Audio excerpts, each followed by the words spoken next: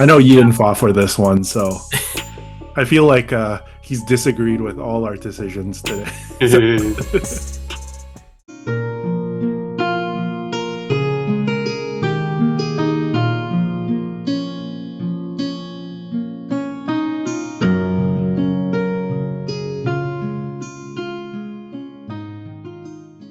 Welcome back to Into the West. Today we have a pretty epic episode for everyone. This is the biggest tier list we've ever done, and we're going to be doing a tier list of all the current armies. So that includes everything from the three books as well as legacies. Yeah. Thankfully, it'll probably end up being two episodes, one for good and one for evil. So yeah, don't worry about that. It's not going to be a 7 hour drop. Yeah, so we're just going to go through each of them in order, starting from Armies of Lord of the Rings, and then Armies of the Hobbit, and then Armies of Middle-earth, and then we'll be talking about the legacy armies as well. Okay, so starting with the Fellowship. Iconic, but very good. I don't know. I feel like maybe minor. Like, I don't think it's independent, but like all the heroes got better. But at the end of the day, you're still just relying on a few heroes, a bunch of them that don't have high defense, right? It's only Gimli that has high defense, so they don't have a lot of durability. So it's kind of like once the might runs out, they just go down. The issue with this one is that, I mean, we're going to get to the breaking of the fellowship pretty soon. Yeah, we'll get into that one, but this one just feels like it's that one but worse. Like you have a little bit more options, but you just don't have the special rules that the breaking has. You can get Bill the pony in here, so that's a banner effect, right? I guess Gandalf, but again, Gandalf is not, good enough that I think you take this list over breaking. The special rules are all like pretty themey, right? They gain Woodland Creature, Mountain Dweller. That's kind of cool, but yeah, it seems like a narrative sort of army. So I agree with the minor. Wait, did we say minor? I Ian, said minor. Uh, I do kind of agree with that, but I can't help but think that like even though we don't see it a lot because it is worse than the breaking, it can still be kind of scary. Like Hero Hammer is better now, in this current edition, and it still has tools, right? It still has I don't know. I'm okay with minor if both of you guys want to vote minor, but I do think it's probably on the upper end and it's almost fortitude for me or around low fortitude as well. Yeah. let's move on to Road to Rivendell next.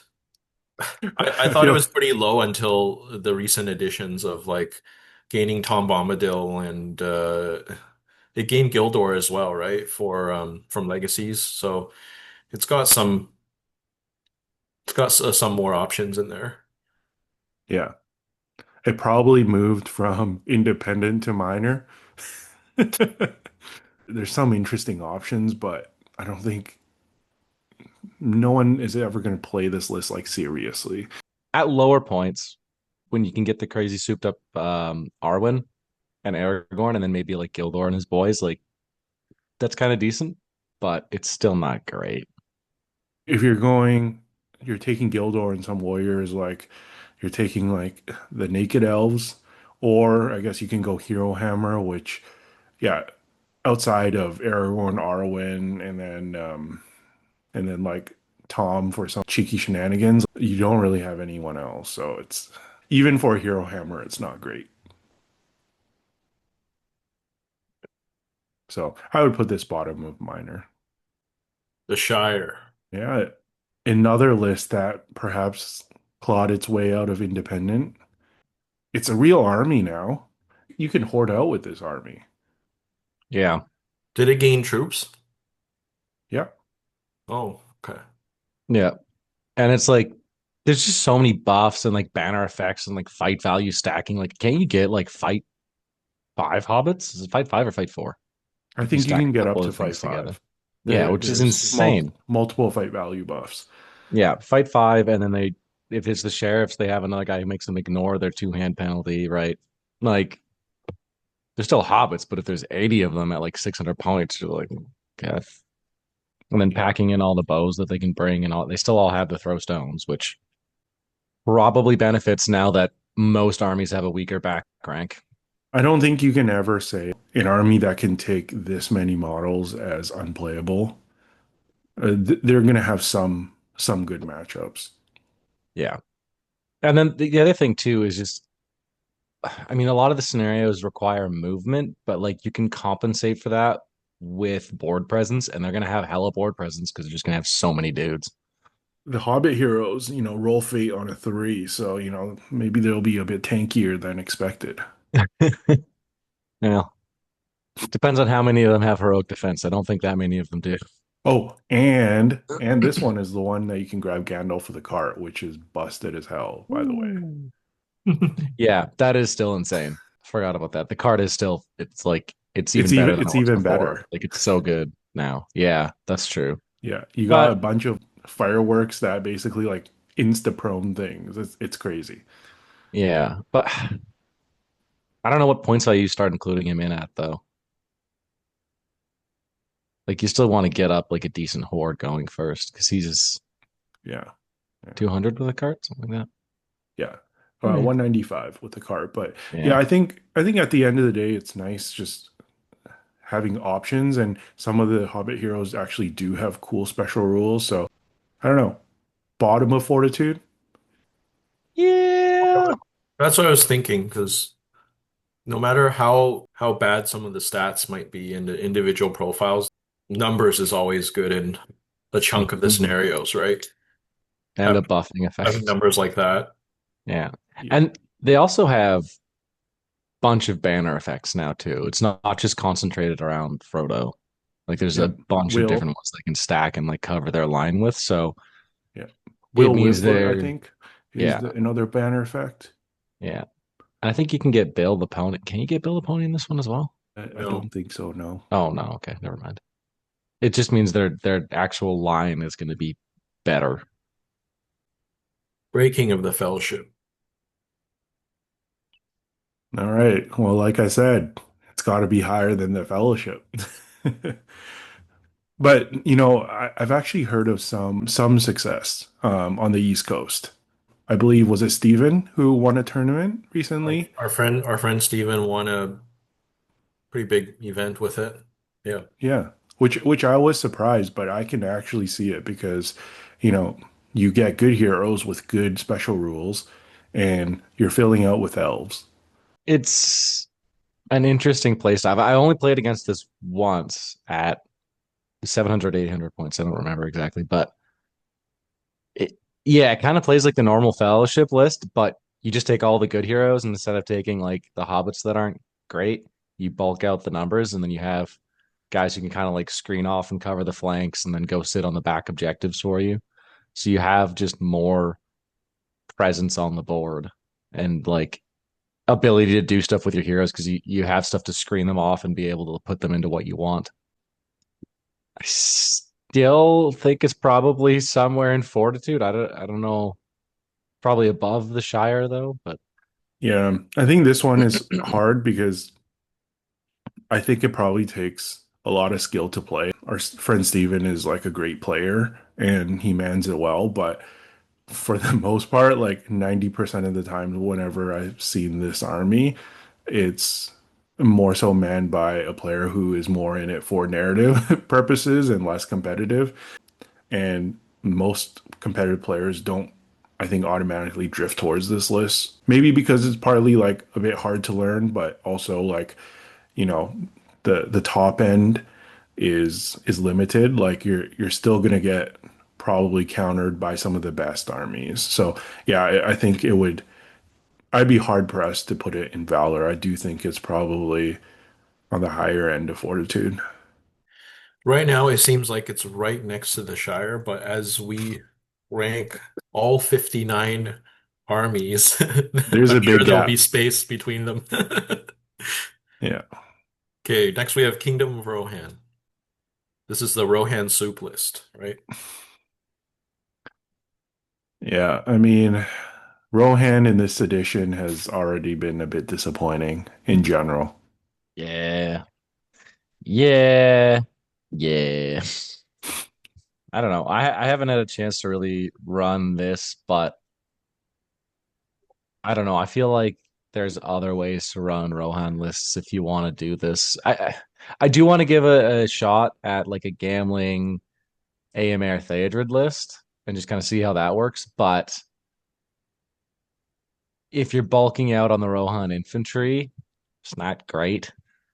They're really struggling in this edition right now, just by their points cost and then the throwing spear limits and stuff.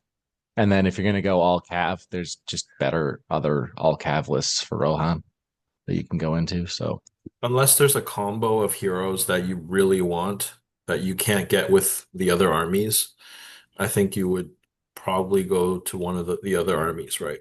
yeah, yeah, that's exactly it. Like it just the bonuses you get aren't Mm. really worth it. The combination of warriors and heroes that you do get, there are some efficient options in there. Does that get them to fortitude at least? I Yeah, yeah, I do think so. Like, there's nothing wrong with it, but I think we're just looking at the Rohan of old, even those like Rohan soup armies that we used to have, and it's just yeah, taking a fall. But yeah, speaking of the huge gap between breaking the Fellowship and the Shire, I do believe that Kingdom of Rohan is probably somewhere in between. That's fair. you think breaking's above it? I think so. I think breaking is more skewed, but I think I would be more scared coming up against a good player handling breaking the fellowship versus just the generic Kingdom of Rohan because there's no tricks or nothing I really have to think about. There's only so much they can do. That's fair. I guess I do kind of feel like Kingdom of Rohan, it just plays like you get a couple big mounted heroes, and then you just have like an infantry line that's pretty mid, and maybe some cavalry.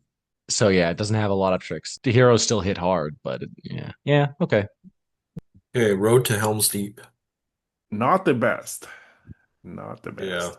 What is this? You get to remount your heroes. You still get the Uh, +1 strength for cavalry on the charge.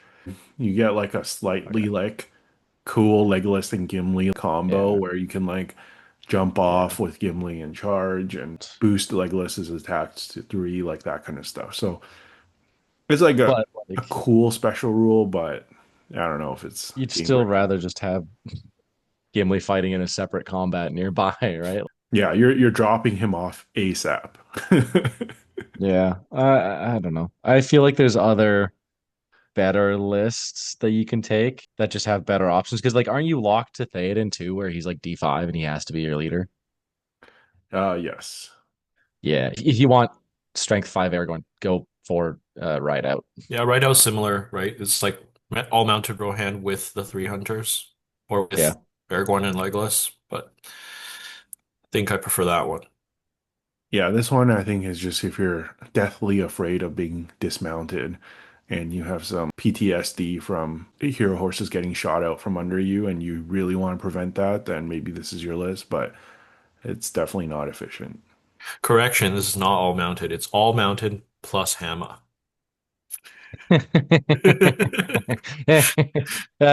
Oh yeah, I forgot they put that in the FAQ where you can't even pick up a horse. Oh, and Oh God. technically, if you take Gimli without Legolas, he can also be on foot. That's true. That's true. 2 foot sloggers. Yeah. Just have the two of them hanging out. Sick. What are you guys thinking, Minor? I don't want to put it down there, but like some stuff has to go down there. I think it's playable, right? It doesn't have super powerful special rules, but it's playable. Yeah. Everything in it is playable. Yeah. You're thinking Fortitude? No, no, no, no. I don't think it goes in Fortitude. I just don't know if it goes above or below the Fellowship. I would say it's probably a bit more well-rounded than the Fellowship. Fellowship Hmm. only has banner effect. Road Helm's Deep has a banner. That's the tiebreaker. Of course, it's the freaking tiebreaker for everything. Let's keep it that way. We got a theme. Defenders of Helm's Deep.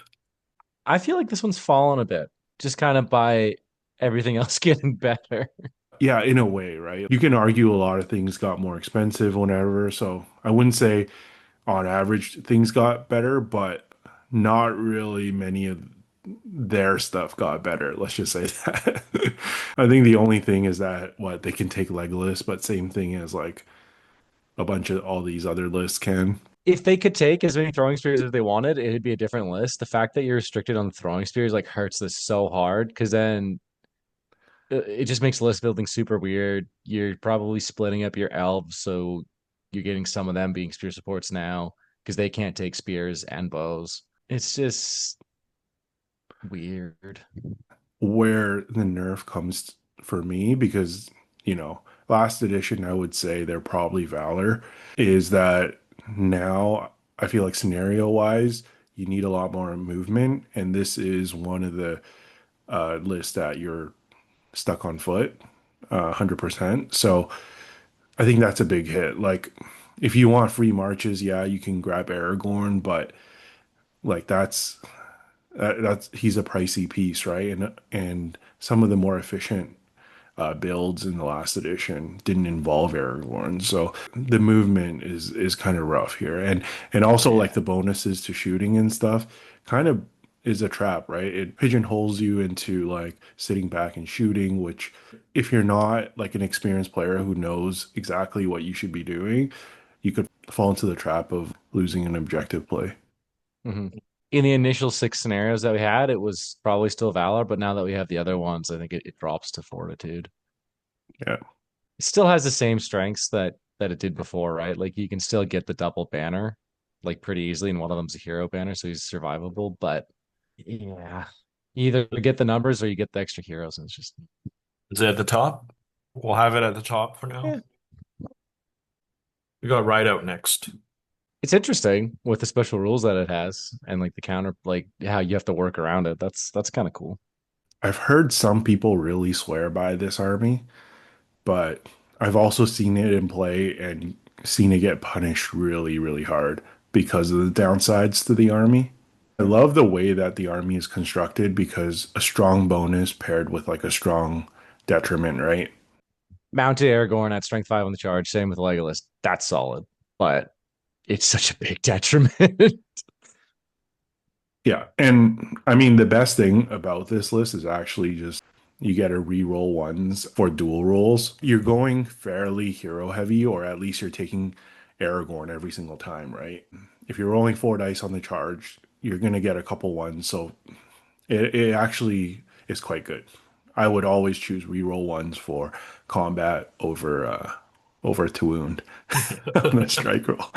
But yeah, like having to charge on as a cav, it's painful. It almost feels like you're forced to play chess while your opponent is playing checkers, but yet the payout is not quite the same. A lot of times for like the high level armies, you would wish that if you're doing the big brain play and stuff, there's like a reward payout that matches the risk, right? But not for this one.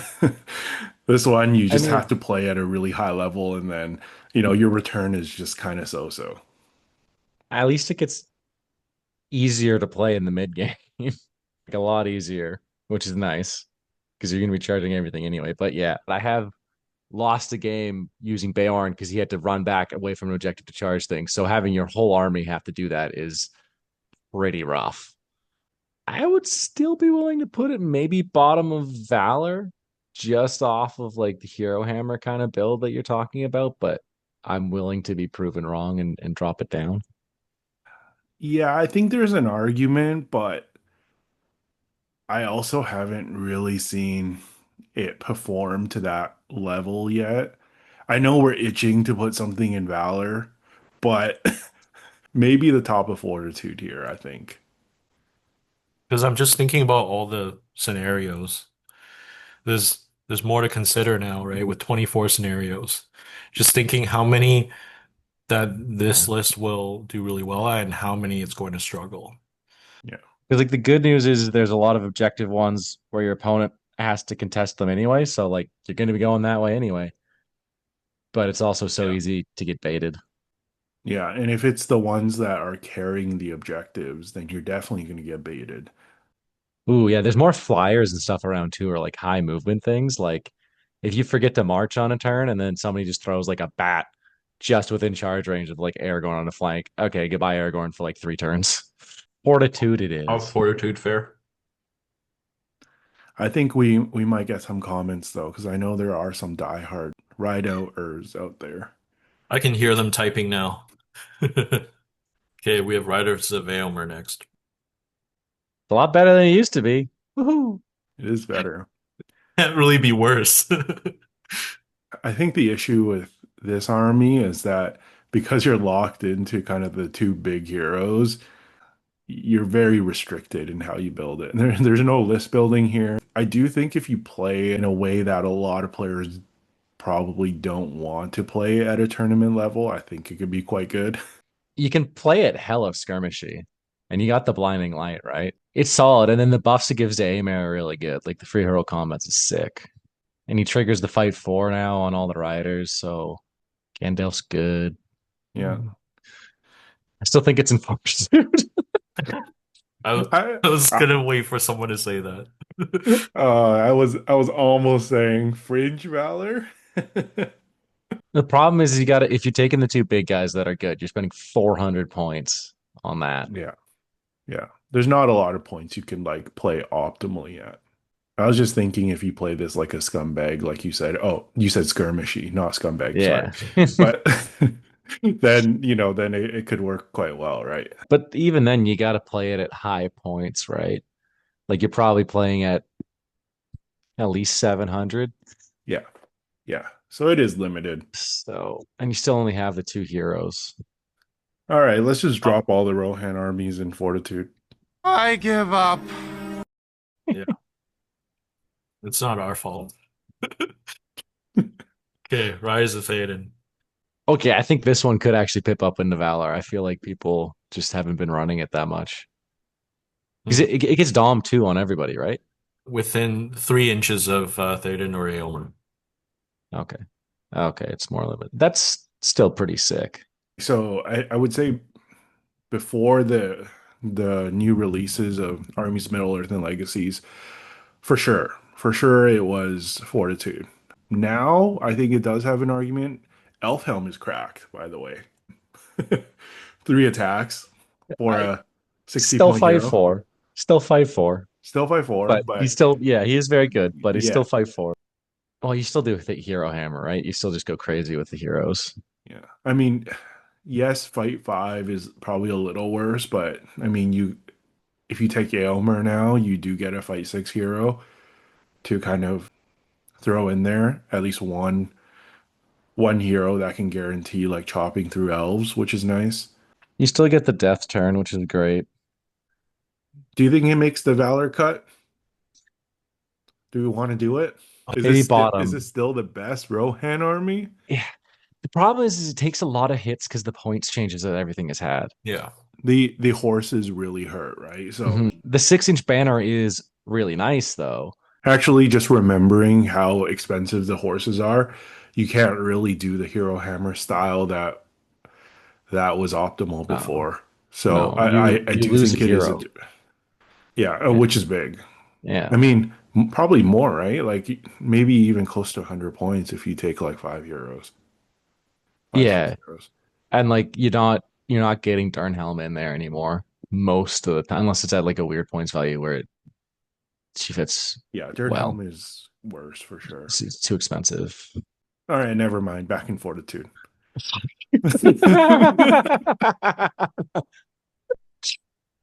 Ah, so close. Psych. If anything, does this spice it up by perhaps putting it below Riders of Aylmer? Really? You think so? To be determined. Because I just think the points hike on the Hmm. cavalry models are because this is the Yeah. mounted hero hammer list, right? So if anything, Yeah. that's like the Well, biggest and tax. Your Royal Guard are more expensive too, Kind of sucker would pay those inflated prices? which is So what you basically, support everything you them. want to take in this list, except Yeah. for Elfhelm, you got better. But Okay. darn it, we almost convinced ourselves. You're getting close. Next It's one, Army of Elias Edoras. is This one's another got to be one. good, right? It's in the starter set. Maybe if you take Helm. I've said this from the start, though. I do think this is probably one of the most like underrated Rohan armies, but that's not saying a lot because people were literally not talking about this at all. So I think it's definitely like better than people think because there's some builds here, right? Like the Helm build is pretty good at low points, and then you Yeah. can also go like the Free Laugh Hera build, which is like medium level hitters. No, no, that I doesn't tried work. that. I tried that. You lose Royal Guard, so you're stuck at fight three, D5 infantry and Not cavalry, unless you go all cav. But well with Free Laugh, you do get +1 defense, right? You get shield wall, right? well, So on a warband. yeah, so you get Like some like it D6. helps the build. And like I like the synergy between Freelaf and Hera, but the list really struggles by the fact that Helm is the only one that can lead Royal Guard. The fact that like neither of the sons can is brutal, especially when you look at the Kingdom of Rohan list, where like everybody can lead Royal Guard and it doesn't freaking matter. I do agree at like lower points values if you do like a Helm Haleth build and you just have the two big like fight six heroes just go in and just blitz everything. Sure, but other than that, I don't know what play it has. Can I put this above Kingdom of Rohan? Oh, I think it for sure goes above, right? I don't think so. No? Maybe because just a Theoden stan. That might be why.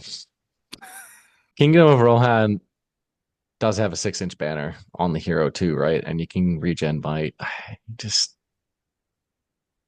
But Helm is probably better value than the War of the Ring Rohan heroes. It's I think it's close. yeah, it's One is a bit more yeah, soupy, but one is I think our Edoras has like the better bonuses. yeah, for sure. You guys are saying behind Kingdom of Rohan? Ian is saying that. So you're Oh, the tiebreaker here. I don't know. I like Helm and Helith. I like their profiles. I think they're better than a lot of the War of the Ring era Rohan profiles, but the bonuses, they're just not. I don't think the bonuses are that great. I So, think they're not great, but they're better than the Kingdom of Rohan one. The It's just like bonuses are good. It's just you're stuck hmm, on an army that's mostly fight three, fight four. You don't win enough fights to be able to get the wounding one turn to like do a lot. mhm. And then if you do go into the fight four/fight five heavy with the Royal Guard, then your other bonus isn't doing that much for you. I was thinking of maybe going like around the same ranking as Defenders of Helm's Deep, just because they have access to such a big hero, and that's that can be really good in the current meta, right? Having a big hero in your list, which none of the other Rohan heroes have as big of a hero. I mean, I guess you can argue that Aragorn, but just like a big mounted beat yeah. stick. I think yes in a sense, but I think once you add in like Legolas and Haldir and like the elves and defenders of Helm's Deep, that Yeah. it just outpaces them for sure. Yeah. Yeah. Uh, And like you still like AMR is still a decent base profile to contend, but like when you stack on the bonuses that he gets in other lists, he gets mm, up to the same level as Helm, I think. mm. Okay. So Okay. Well, let's put it in front then. sure. How's that? Why not? Wow.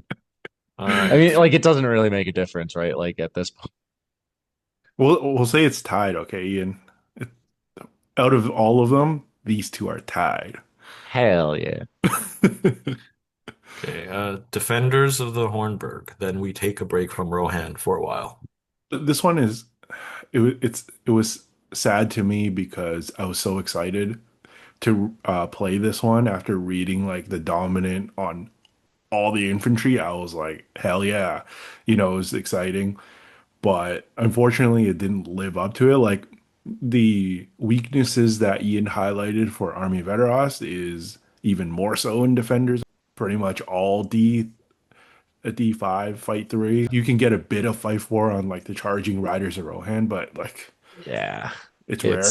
It's rough and like your big centerpiece model is probably like 40 points overcosted. Yeah. If we're playing It's- competitive, you're not taking them. yeah. Again, not having the freaking like the throwing spear limit is brutal. You can't play as a standard battle line anymore. Or if you do, you don't really get the benefit of having throwing spears. So like what's the point? I do think there's still a spot for them at like low points because like Hera is efficient, Olwen is good. Leaf is an interesting hero, so it can work, but unfortunately, it doesn't have the competitive chops. I would maybe put this like very bottom of Fortitude behind the Shire. Yeah, that's what I was thinking. Now we have Minas Tirith. I like this army. I know this one is probably one of the least talked about in Gondor, but I think it has some cool rules. I've always liked Denethor, and he's got a buff in this current edition, so it's got some Yeah. nice synergies. Well, adding in like Huron into the list too, and some of the other stuff that got thrown in with the new book is expands it out a lot. Well, they got Huron, the Avenger In Bolt gold. Thrower, Yeah. the Knight of the White Tower with the fight Yeah. sticks, Ingold, which arguably got better too, Kyrian, Baragon. So Mhm. they actually have quite a few options here. At like maybe at lower points, if you do the kind of thing you used to do, where you just bring like Denethor and a couple of these cheaper heroes and just spam out numbers, like just crazy amounts of Minas Tirith guys and maybe some bolt throwers, it could be pretty good. You can also scale a bit. It's just like the more For sure. old style of like you probably go a bunch of medium tier heroes Hmm. Hmm. because there's a bunch of like good value like captain level like named heroes that honestly you Hmm. don't get a lot in a lot of lists anymore, right? And you can have good numbers and like good amount of might. I think there's something here. Yeah. Yeah. Dare I say it's a Valor somewhere. As soon as we move out of Rohan into Gondor, we just hand out the Valor. I I mean, mean, it's either Valor or Top of Fortitude here for me. look, so a lot of this honestly just hinges on the fact that Warriors of Minas Tirith are just such a solid profile now. It just it's just really, really good. They can hang with pretty much any other troop in the game. Whereas a lot of those Rohan lists, you're relying on Riders of Rohan or Rohan infantry, which cannot hang with a lot most infantry in the game now. Yeah, So it's yeah. yeah, And then just all the options you get now in Minas Tirith, I think, yeah. yeah. And you get fight five Cav, right? Hmm. With Well, you can. It's a weird way to get them, but you can. well, it's not too hard, right? It's just yeah, within six of Faramir, right? And on Yeah. the charge, that's not too hard to do. Yeah, land stop. Yeah, Yeah, I'm okay with a low Valor on this one. same. Okay, we have Garrison of Ithilien. Still a meme. Uh, you don't have to take Frodo, Sam, and Smeagol though. So you can just still spam out the cheaper heroes and get a bunch of bows, especially now that you've got the other two cheap ranger heroes that just got added in, right? Yeah. You either go none of the three or you take one of the three so you're up by a little bit of EPs and it does exactly Mm. what you need, right? There's no point in getting all three. Unless you're playing like 800 points and you really want to go for it, but it's almost 200 point, or is it 200 points that's just sitting there doing nothing for Yeah. you, right? 150, whatever it is. It's just rough. It's just one of those skew lists, right? Like you're gonna win some matchups just by shooting people off the board, but it's gonna be hard to win a tournament, and honestly, you're not gonna get many good games either. I would plonk it in like right next to Defenders of Helm's Deep, but probably a little worse because they're like kind of similar.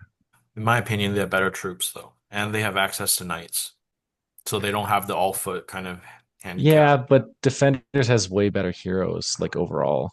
Like, Armir's a lot better. I mean, yeah, that's like I think they're around the same spot as Defenders was kind of what I mhm. was going for. I was gonna go lower than the breaking of the fellowship. Oh, controversy. I hate this list. Damn bows. It is only 50% now, but like it's still a lot if you take all the shooting heroes, right? So yeah, yeah. I guess we split the difference since Charles likes it better than defenders. We can put it between defenders and breaking then. Reclamation of Osgiliath. Synergies! Yay! Yeah. Old Bannermere, right? Still very good. I mean, maybe a little worse. Banner's a little bit nerfed, but like Yeah. he gets the +1 in wound. Boromir does. It still does what you need it to do, right? Like you're winning the ties against fight four, and that one turn of +1 to wound on your guys is really good Yeah. for upping the damage. Yeah. You just don't really have any like tricks in this list, but it's probably one of the most just like solid armies you can have. It's a great starter army. You can't go wrong. It goes decent enough into most matchups. Yeah, to me this is like a easy Valor, even if it's not too exciting to me, playstyle wise. How's it compared to Minas Tirith? It's probably better than Minas Tirith in most cases. If a really good player really digs into Minas Tirith, they might be able to find a combination at a certain points level that could be better. But I think just for the most part, Reclamation is just going to be much easier to be better. I wouldn't separate them too far though. Yeah, they're close. Yeah, Atop the Walls. Kind of meh. Again, it's gotten a lot better with all the stuff that just got added, right? I was excited that Heron's going to go in this list, but his special rule doesn't even synergize with Gandalf, right? Yeah. Nope.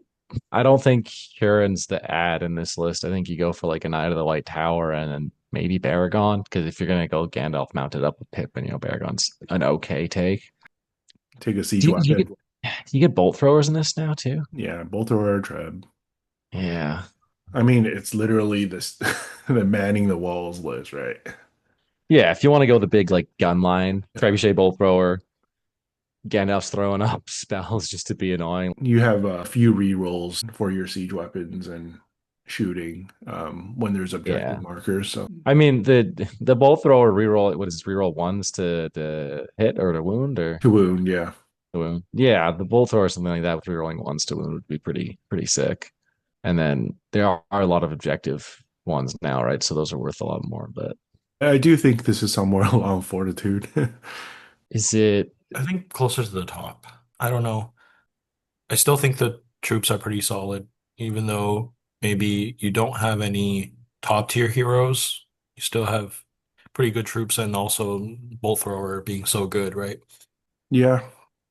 So what are you thinking? I don't think it's as good as Riders of Eomer. I do think if you want to play Gandalf to its max, that Riders of Eomer or a list we're still going to talk about. Maybe you're right behind or around Riders of Eomer ranking. well, I don't know, but Riders of Theoden is still really solid.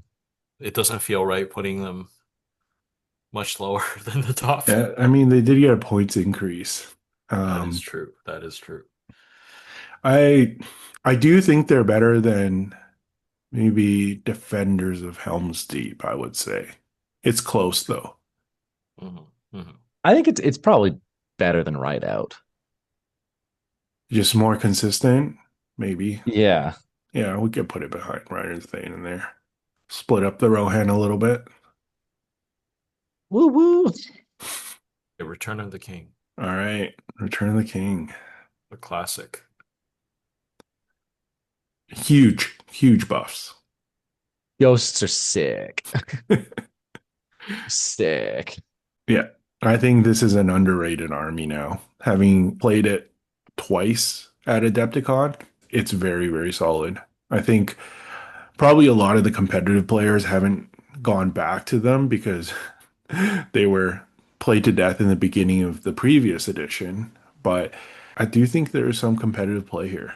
It's And just like the ghost like moving so fast right now over everything. when you combine it with the free march from Aragorn every turn, the mobility is great. You get fight four. They didn't have fight four before, right? Yeah, you get like a small fight four bubble, but you lose out on like the Aragorn banner effect, which, arguably is a little bit worse. But yeah, the fight four can be nice, especially like given how killy you are, right? Yeah. King of the Dead got a bunch of buffs, which is good because like he is required in this list, right? Yeah. So I've been curious how like a competitive list of this would do at higher points levels if you just do Aragorn, King of the Dead, and as many bodies as you can fit in. Because the Warrior of the Dead just max D8 everywhere is so solid, and they just kill most things on like fives at worst, which is just like the grind potential is crazy. The objective play is really good with the movement. Escort the wounded, they're baller. Yeah, probably one of the best. So where do you think this one goes for you guys? Better than Reclamation? I would say bottom of Valor here. It does make Valor for sure, though. I can't believe you're putting it above Reclamation. You used to play Bannermere. Yeah, but He's it got that looks like so good. plus one to wound with a banner. He misses the fight 5. Is it better than Minas? I guess you get a lot of options with Minas Tirith, But you have Legolas. Legolas but that's probably only only at do it. like, Yeah, 700 and up, I think. yeah. But But fight 7 Aragorn with the lightsaber is, and like the resistance to matching stuff is pretty damn solid. yeah, I think it's just it'll be interesting because they won't have good numbers, but they got the mobility, so bit of a learning curve to do well with them in some of these scenarios. I do think they have the potential to do well, but I think it'll be trickier than anticipated. All right, next we have Ian's Baby, Defenders of the Pelennor. It Uh, was looking at the Warriors of the Dead that made me want to play this list so bad. I think this does just end up in Legend just because of like the crazy amount of versatility you get and the fact that your army bonus is still really solid. I think it just kind of pips it up there, especially with all the extra stuff that just got added. Like it's just so much versatility. the only real restriction is that you have to do like warriors with certain keywords, but now with all the options, like Ian said, yeah, it's fine. I mean, the fact that we were already saying it was one of the top lists before the new releases, and it just got better. So yeah, Well, I think it's legend for sure. it does have the restriction with the army building, but the fact that most of the new stuff, like all the fiefdom stuff, they all have Gondor keywords. So you can just throw them in with whatever hero you want. So like your army building is crazy. Like, yeah, you have to pick up one of the 300s to get dead or one Rohan here to get riders, but the rest of it is just all the Gondor stuff is just crazy. Men of the West. So I've been hearing some success with this army around the world at different events. So I think it's definitely up there. I think my issue with this army is that the bird build is, in my opinion, like easily better than the mounted build, but it doesn't really unlock until like probably 700 or over, maybe even 750 and 800. Whereas like if you go lower points, I think it still works, but it's definitely not as scary. So that's my issue with it. Otherwise, like, if we're just talking about 800 and with the bird build, I do think it's like legend easy. But even at lower points, if you get Aragorn super mounted up and like Legolas, whether you mount him or not, up to you. But like, what's going to stop Aragorn? It's only going to be him flubbing, right? At like those 600 points, or unless somebody else brought a giant tool like him. Because of the lightsaber again, he's like he can go toe to toe with most of these other big things, and if he wins one fight, he's going to do a bunch of wounds. So I still think it's up there in Legend somewhere. Oh, doesn't it also get auto pass courage? Yeah, if Aragorn's alive. That's really good. Yeah. And 4 Frodo boost is actually surprisingly good. Where you boost Aragorn up to fight 8 for a turn. Yeah. I do I think don't know. it's better than Reclamation, but I'm not 100% convinced it's in Legend because for me it's like some points it's Legend and some points levels it's not. So I don't know how Hmm. I split the difference. Top of Valor for now, or That's fair. Lindon. Elves is Yeah, this one you got to yep. take Gilgalad. This one suffers because Rivendell is so good. It's kind of rough. So I will say I have played a game against Lindon before, and it was against a friend of the channel, Jake, who's a very strong elf player. He actually did really well with Gilgalad, and he was scary. The fight 9 is actually really scary. Like you said, Ian, like people are ignoring this army a little bit because of Rivendell and the other choices that the elves have. But I think in a vacuum, it's not horrible. Like it's an actual army because there's a lot of Yeah. foot heroes now, right? So like it sucks. We all wish Gilgalad still had his horse, but it's not the end of the world. Yeah, I don't know. It's a very grindy list. Like your stock gills on like basically all your heroes are going to be on foot unless you go for a mounted captain, which you probably shouldn't, just because like you're losing like 3 guys to do that. You could go double beat stick though with either Elrond or Glorfindel. Yeah, it is more exciting now, I think, when you get Glorfin there. Well, even Elrond as well. But then you're investing, as soon as you grab a banner, you're throwing 400 over 400 points at those heroes, which is rough. So then you got to go into high points, and then you're stuck with 800. You got the 2 big heroes, but then you only have 6 might. So you don't want to spend your might to do cool heroic combats or do crazy things because you just need it for heroic moves or to boost them to make them win their fights so they keep doing things. So Círdan's great, but then you can't take him. Like you're only going 1 big hero if you do that, and you still run into the same problem of low might. I've tried list building with this, and I just found it super frustrating. Even though getting resistant to magic on Gil is sick. I Yeah. think he's probably somewhere in fortitude. I don't know where. I think it's probably the low end of fortitude after talking it up so much. How low? Not that low, but not much higher. Better than Kingdom of Rohan?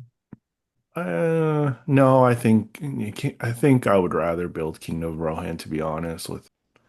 No, no, it's about the same, but yeah, let's split Kingdom of Rohan and Army of Edoras. Yeah, I'm okay with that.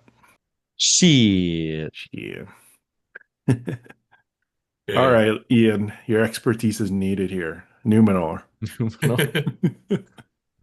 Look, man, the basic Numenor profile is actually just pretty sick. Like fight 5 everywhere and strength 4 is just dope.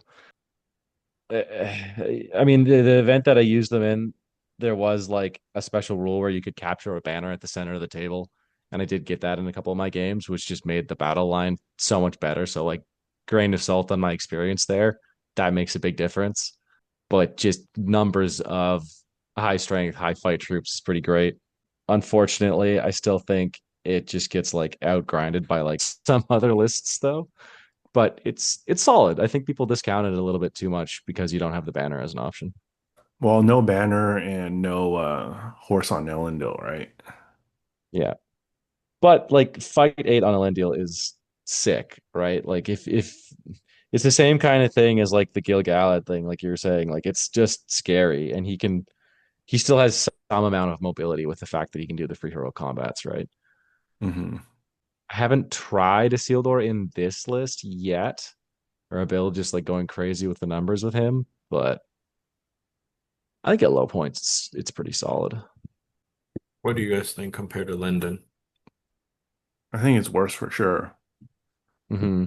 You get less options and no banner, and Numenor, even with the buffs, I think are not quite as good as Elf Warriors. Oh, would Ian be mad if I put this top of minor? Yes, it's better than Defenders of the Hornburg. I think it's close. Well, then maybe it's just worse than Defenders. Because like Defenders of the Hornburg, like even though it's squishy, they still can't field well-rounded army, right? With cavalry and It's just to infantry get the block and Cav. mounted heroes and That's true. Shit. I think the fact that yeah, they're squishy. Yeah, I don't know. It's unfortunate. I personally would put them top of minor because I genuinely don't think that people are really going to be running it. Yes, I think you did well at that local tournament, but there were a lot of special rules. It was Yeah, really fun, but I would say it leaned quite yeah, narrative. for sure. We have to bring up the topic of whether an army has a banner, right? It's pretty important to talk about, and that's a pretty big determining factor too on the ranking. Yeah. And not just for like the banner VPs. You're saying fight five, but one of the powers of like the Elven fight five line is the banner reroll. So Mhm. Mhm. without it and no D6 front line, the line is actually way worse. Yeah. Yeah, it's just so annoying because their base profile is so good. Like it looks like it's got it, but yeah, Well, we're gonna talk about it soon, but like I'm not hating on the Warriors. Like in Last Alliance, they're great, right? So, but it's just like in a vacuum, just by themselves, it is kind of a rough army to play. if their army bonuses were a little bit better, I think it could pip up. But no banner effect at all or Yeah, anything no in there banner is effect. pretty brutal. Let alone the VPs. Fine, put it top of minor.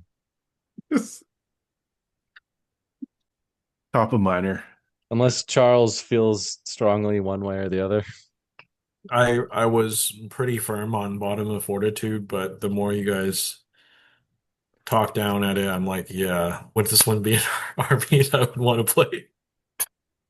One thing you guys didn't mention is the bows also got better, but again, there are too many things that are missing in this list.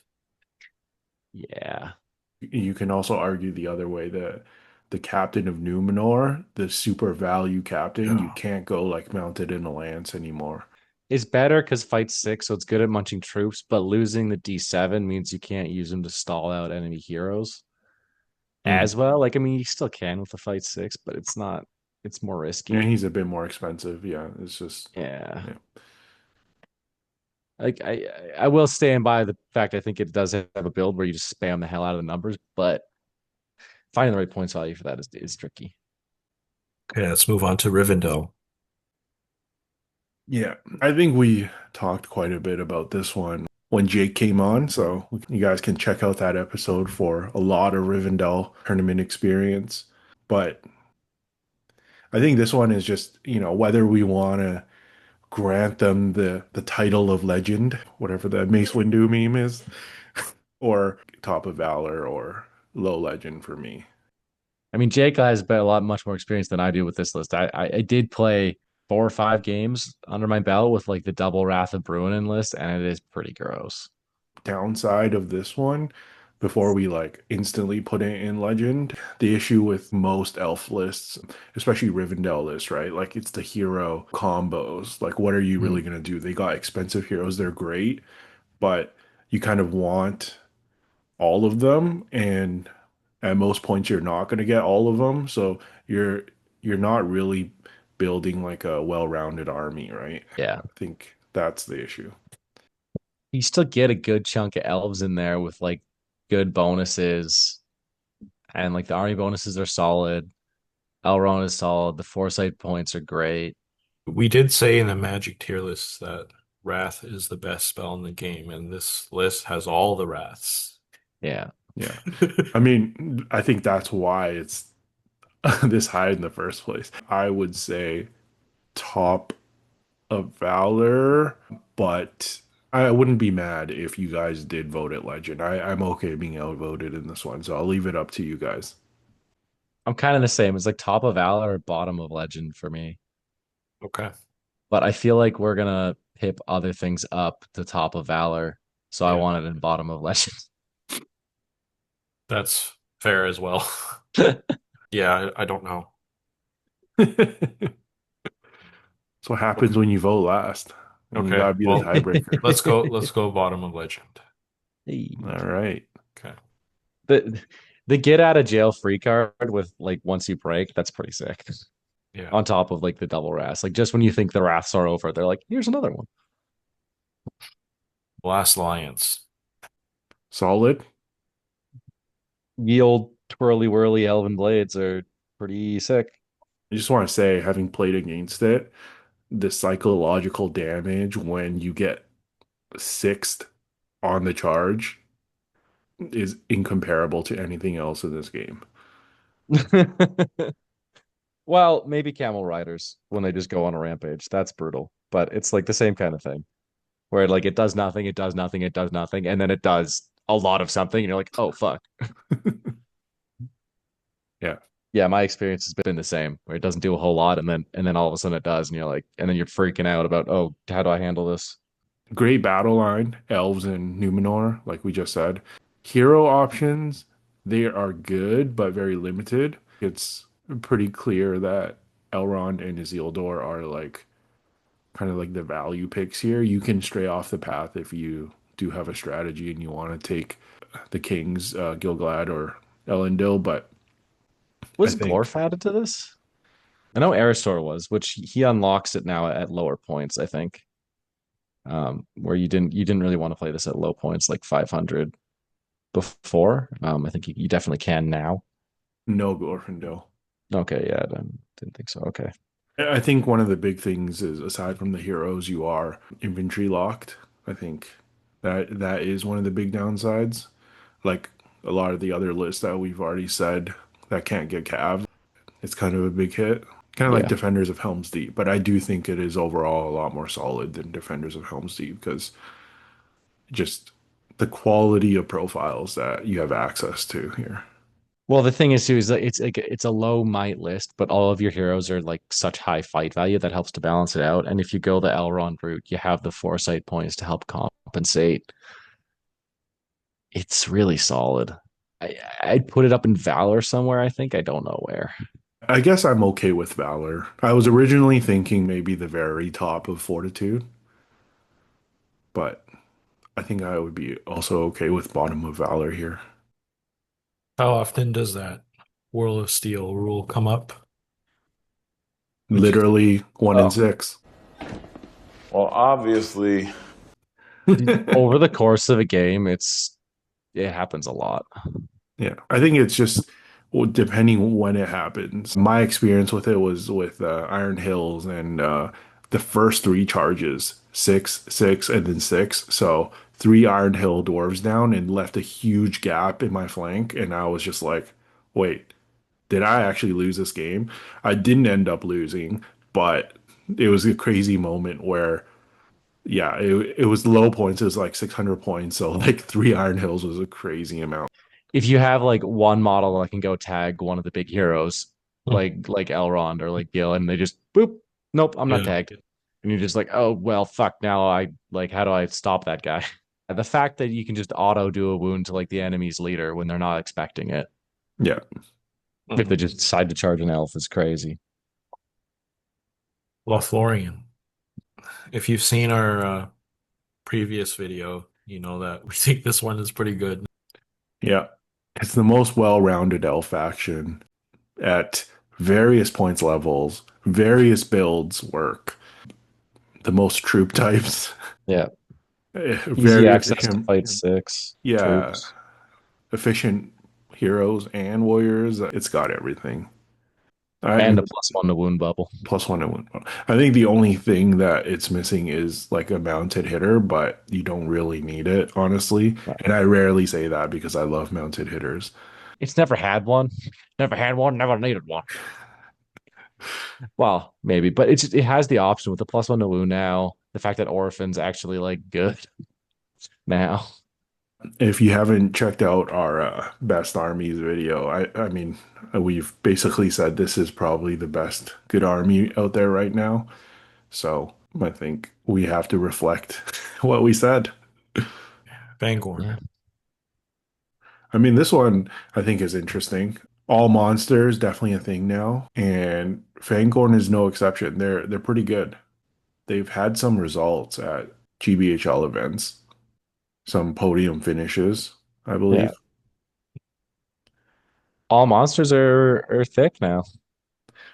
Yeah. Not only that, the new ents, their throw stones are quite good. They got the different kind of trees, the named Yeah. ones you get like free heroics if you know you give priority. So like yeah, they got some really cool rules. Treebeard is 4 attacks. Obviously, certain scenarios they're gonna struggle given no numbers, but I also have overestimated that. Like I've run not only myself, but I've also seen other people run like full, like well-rounded armies into them and just get pretty much quartered or table, whatever, right? Like Yeah. sometimes if the dice go like decently for Fangorn, you literally cannot kill them because you can't even like get a big hero to go up and strike anymore because then you get hurled at.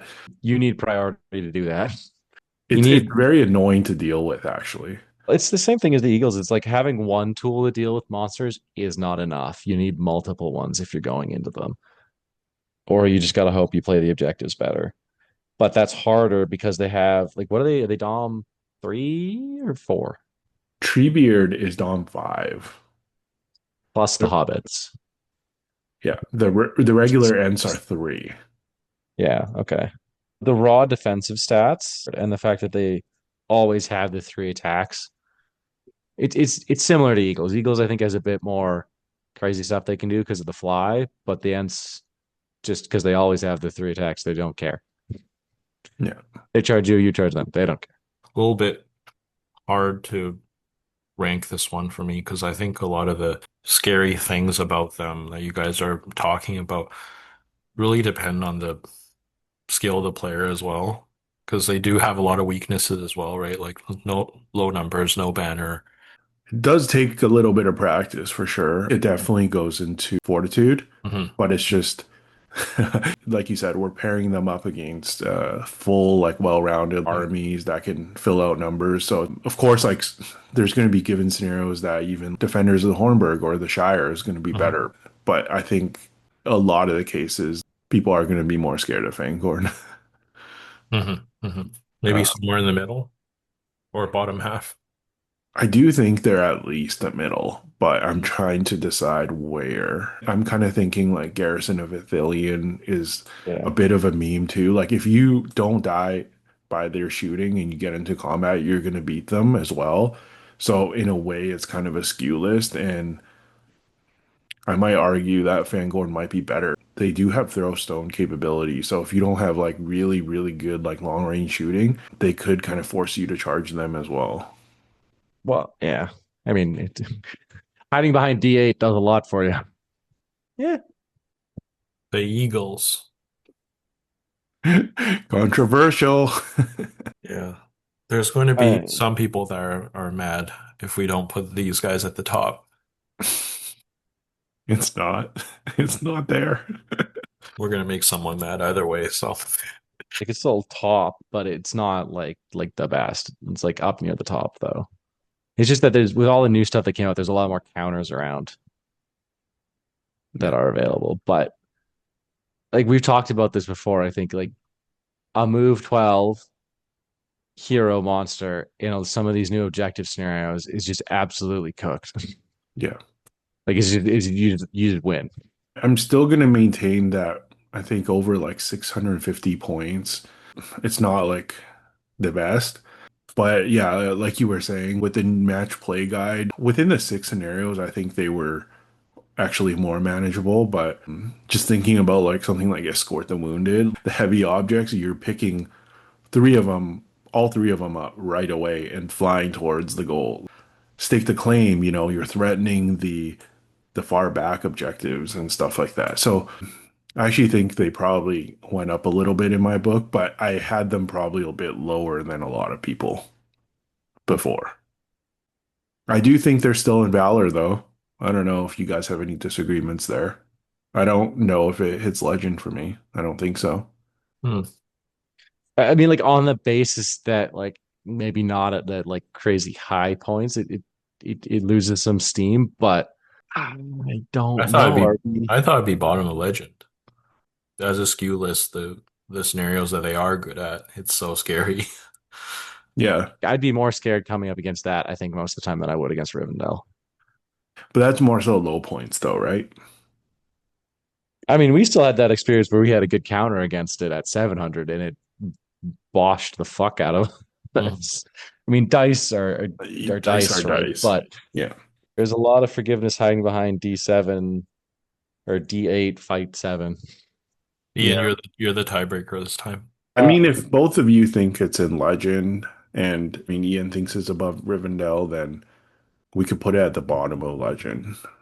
Well, yeah, I don't know if it's above Rivendell, but like you know what I mean? Like coming up against a Rivendell list, there's not a lot of scenario matches where you go head to head and you're just going, oh fuck.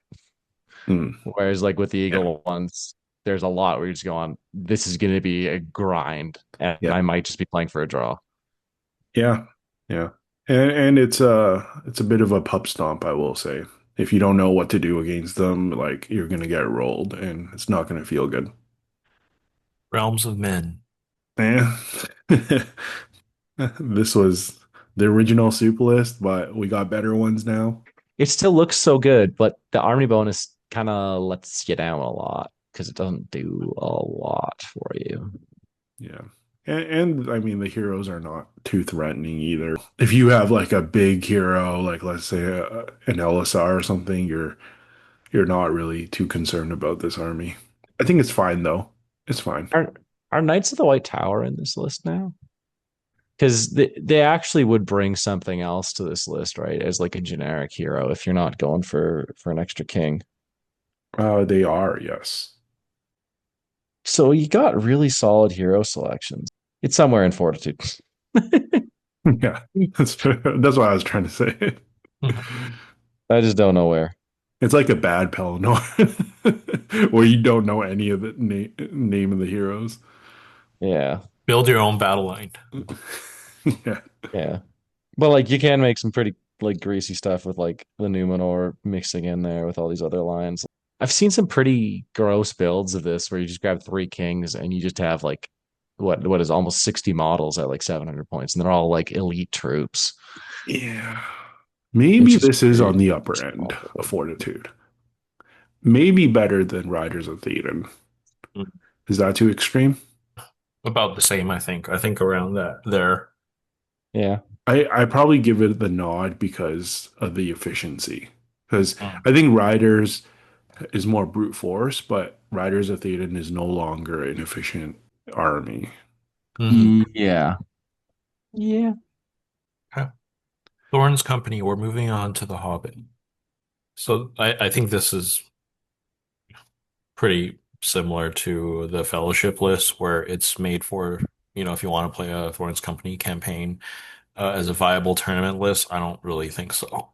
There's other viable ways to run Thorn's Company that Yeah, just work a lot better than this. better Yeah. The for sure. synergies are really cool. All the synergies that they have are really cool. But like eh. Better It's than probably Fellowship? slightly better because I would say on average, the profiles are better. Yeah. So you kind of get it with like champions where it's probably the best out of all these like all hero lists besides like White Council, just because everybody's D8, D7. Mhm. This one, you're still struggling because a lot of your heroes are still D5 or D5 Yeah. light armor, right? So they get into combat and they can still just die to random dudes. Yeah. So right above, Yep. I think that's Yeah. fine. Army of Thror. Ugh. Yeah, this is one of the sad tales of where not overpowered, decently powered, good army, for some reason just took a hit. So many hits. Yeah. Like it was already dead, and they're like, no, Yeah. let's get rid of their banner. Yeah. And throwing weapons limit, right? That's another one. Yeah, it doesn't hit them as hard because, like, are you really going more than 33% Grimhammers? I mean, I know some people like the 100% build, Hmm. but it's more just like the heroes going up, like the two big heroes going up for no reason, the troops going up and getting like not great compensation in like special rules. Yeah. Yeah. Yeah. Your army bonuses are still not that great. It's better now that we have the other scenarios, Yeah. but So this is the first dwarf army that we're going to rank, so it's hard to we're not comparing it really to anything, well, other than Thorn's Company. I don't know if you compare this to like Khazad-Dum, like where Khazad-Dum is now, like it's so much lower. The issue with the match play guide scenarios is like they're gonna get even worse, right? Like the move speed is brutal. I don't know. I think probably bottom of Fortitude here. Worse than the Shire?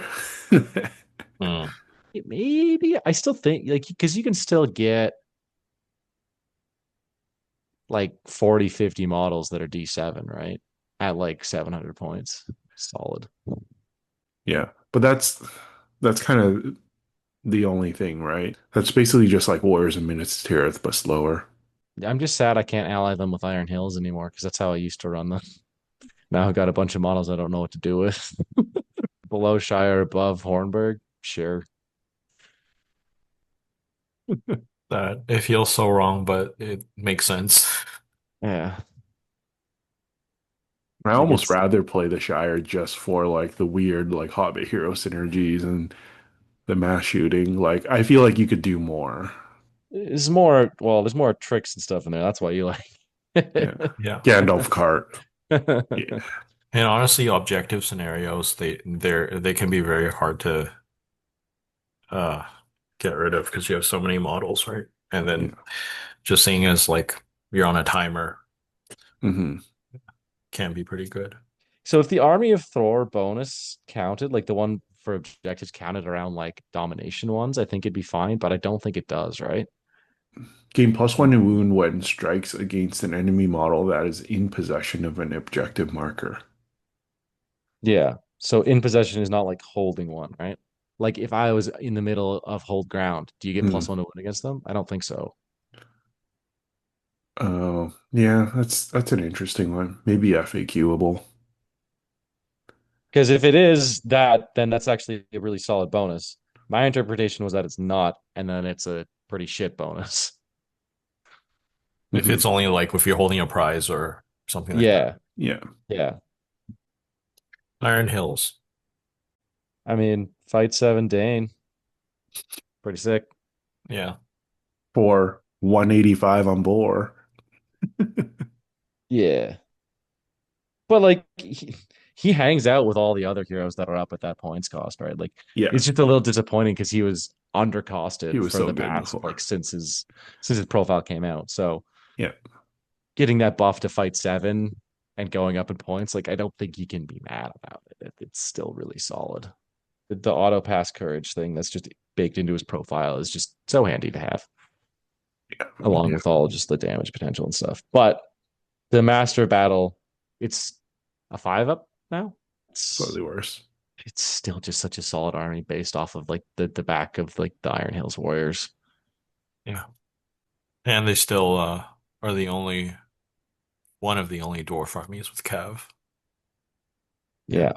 They got some reroll one shenanigans when their infantry are touching two or more friendly models. So it's a little bit more killy. They're fainting. Yeah. Yeah. Well, I mean, well, it's gonna be about the same as fainting, right? Like if you keep your shield wall, but like your shield wall is gonna get interrupted, but shield wall is easier to like keep track of now. Yeah. It's roughly the same. You have access to the Dwarf King, which is interesting. It's a fight six hero. Like, overall, I think the power levels is probably about the same as the last edition. Some minor buffs and some minor nerfs here and there. So yeah, I think just a solid army, but I wouldn't say like a super, super top competitive ones. There are better ones. Upper end of Fortitude. Hmm. Melissa's still good, right? Yeah. Is it top? It might be the top of Fortitude. I kind of like Riders of Aylmer more, but at the same time, it doesn't have like the tax where you pretty much have to take two ultra heroes for like a good Riders of Aylmer build, right? Yeah. There's some more flexibility in Iron Hills. You could just do Dane and like one hero and play like low points. I would say it's maybe just above Riders and Air because you can get into trouble with Riders if you just lose a couple move off rolls and your hero positioning isn't great, you can just your army can crumple, right? Yeah. So the fact that your game can hinge on a couple of 50-50s is brutal. It's just based off the army composition. By the way, it's a little bit weird that Riders of Aylmer right now is the highest ranked Rohan list. But Is it? maybe not. It's not that way. Okay, we have Erebor Reclaimed next. It's really good. So it's just how good. This is just Iron Hills with more tools because of heroes. Wait a minute. It's almost the same, but way better. Well, it has a lot more heroes, and the army bonus is quite good. It's quite unique.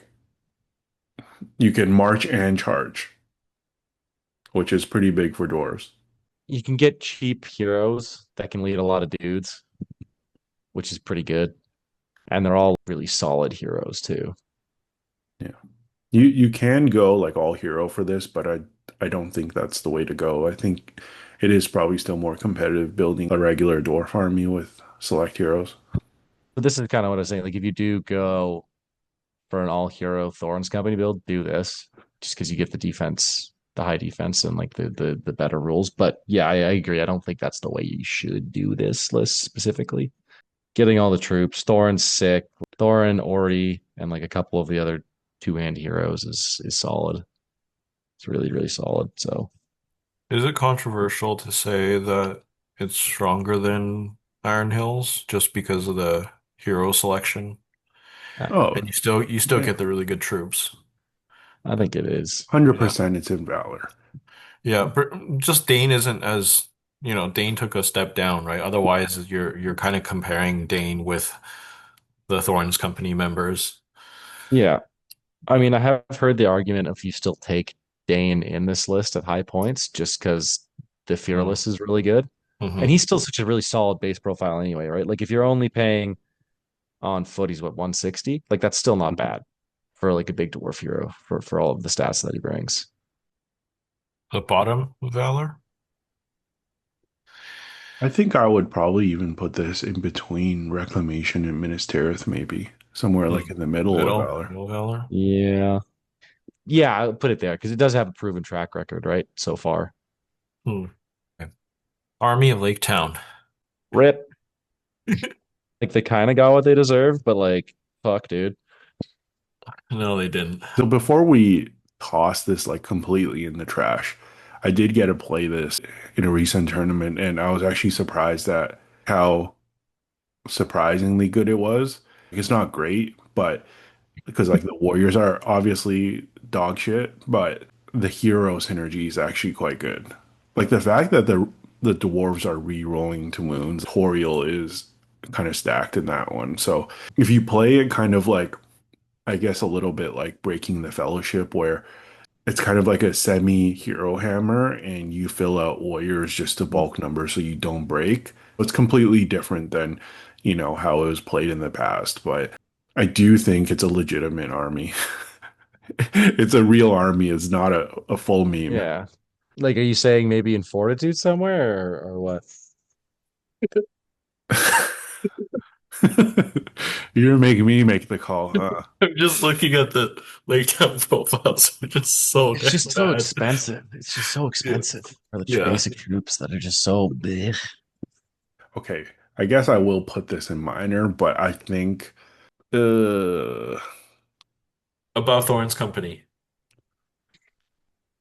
yeah, I was thinking above Road to Helm's Deep, but I guess like Road to Helm's Deep, like he's still getting like Legolas and Aragorn, and yeah, Mhm. yeah, probably above Thorn's Company. I tried. Okay, so how does Survivor stack up against that last one? Oh, it's even worse. Pure Survivors is It's not great. complete trash.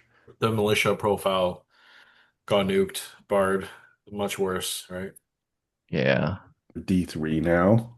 To be fair, I think Bard he's a little bit worse, but he's not like crazy amount worse than he used to be. He gets like Mighty Hero, right? In the pure Yeah. list. Yeah. But Mighty Hero it's and Fearless. yeah, it's not enough to compensate for just your basic profile being so bad and like your supporting stuff not being that great. Going from a 12-inch buff bubble to 6 inches. If one list was going to keep it, I don't know if it's justified like lore wise. I feel like this one could have done with that. Just with like all the changes to like Alfred and stuff and like the basic profile getting nerfed the way it was. It's rough. It's rough. Do we send this to independent or is it not there? Is there a way you play this now where it's just like you do the Goblin Town thing? You just take your cheapest heroes possible and maximize the hell out of your dudes. I guess, but it's not Goblin Town, right? You're paying orc costs. Yeah. So, yes, I guess you can kind of hoard out, but yeah, you'll have Bard leading like a bunch of orcs, but worse than orcs. Yeah. Oh God, yeah, you have to buy all the kids together now too, don't you, to get the buffs? Like they're cheaper together, but like you still got to buy them all. Oh. I can see Well, an argument for this army still being in minor, so I'm not saying like I don't know Yeah. for sure that it's like worse than let's say a road to Rivendell, but I can see one list I would consider out of the ones left that I'd actually put in independent. So for that reason, put it in independent. Something's got to be down there. is it worse than road to Rivendell though? No, probably not. Does Road to Rivendell get bumped down there then? Souped up Arwen and Tom Bombadil? Are we scared that there's actually like a way to play it that is just god tier, and then we're gonna get memed on for putting it in independent?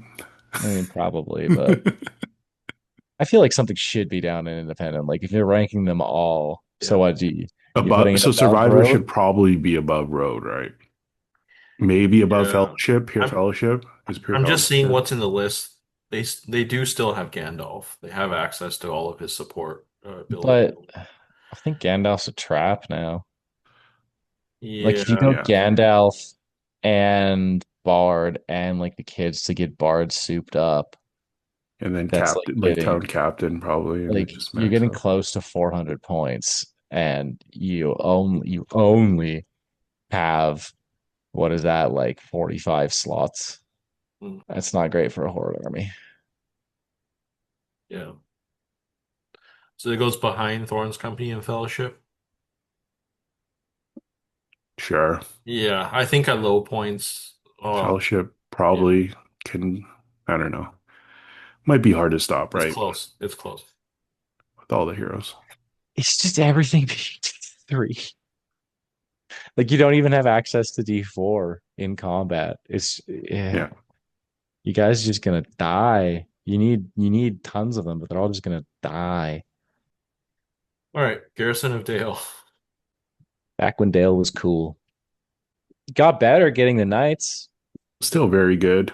I do think it's obviously less shooty now when you take into account all the scenarios, but Mhm. they essentially just went from like the top like two armies in the game to slightly lower, right? The shooting is still insane.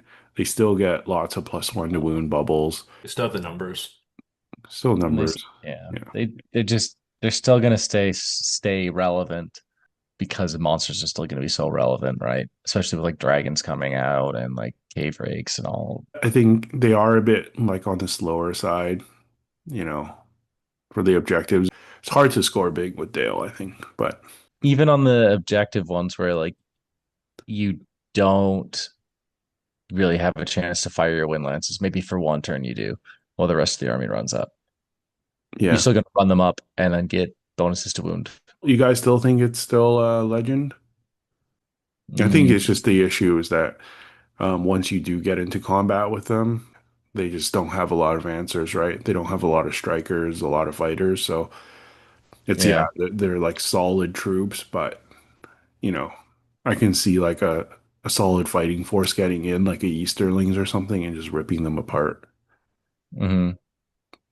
Well, it depends on the scenario though.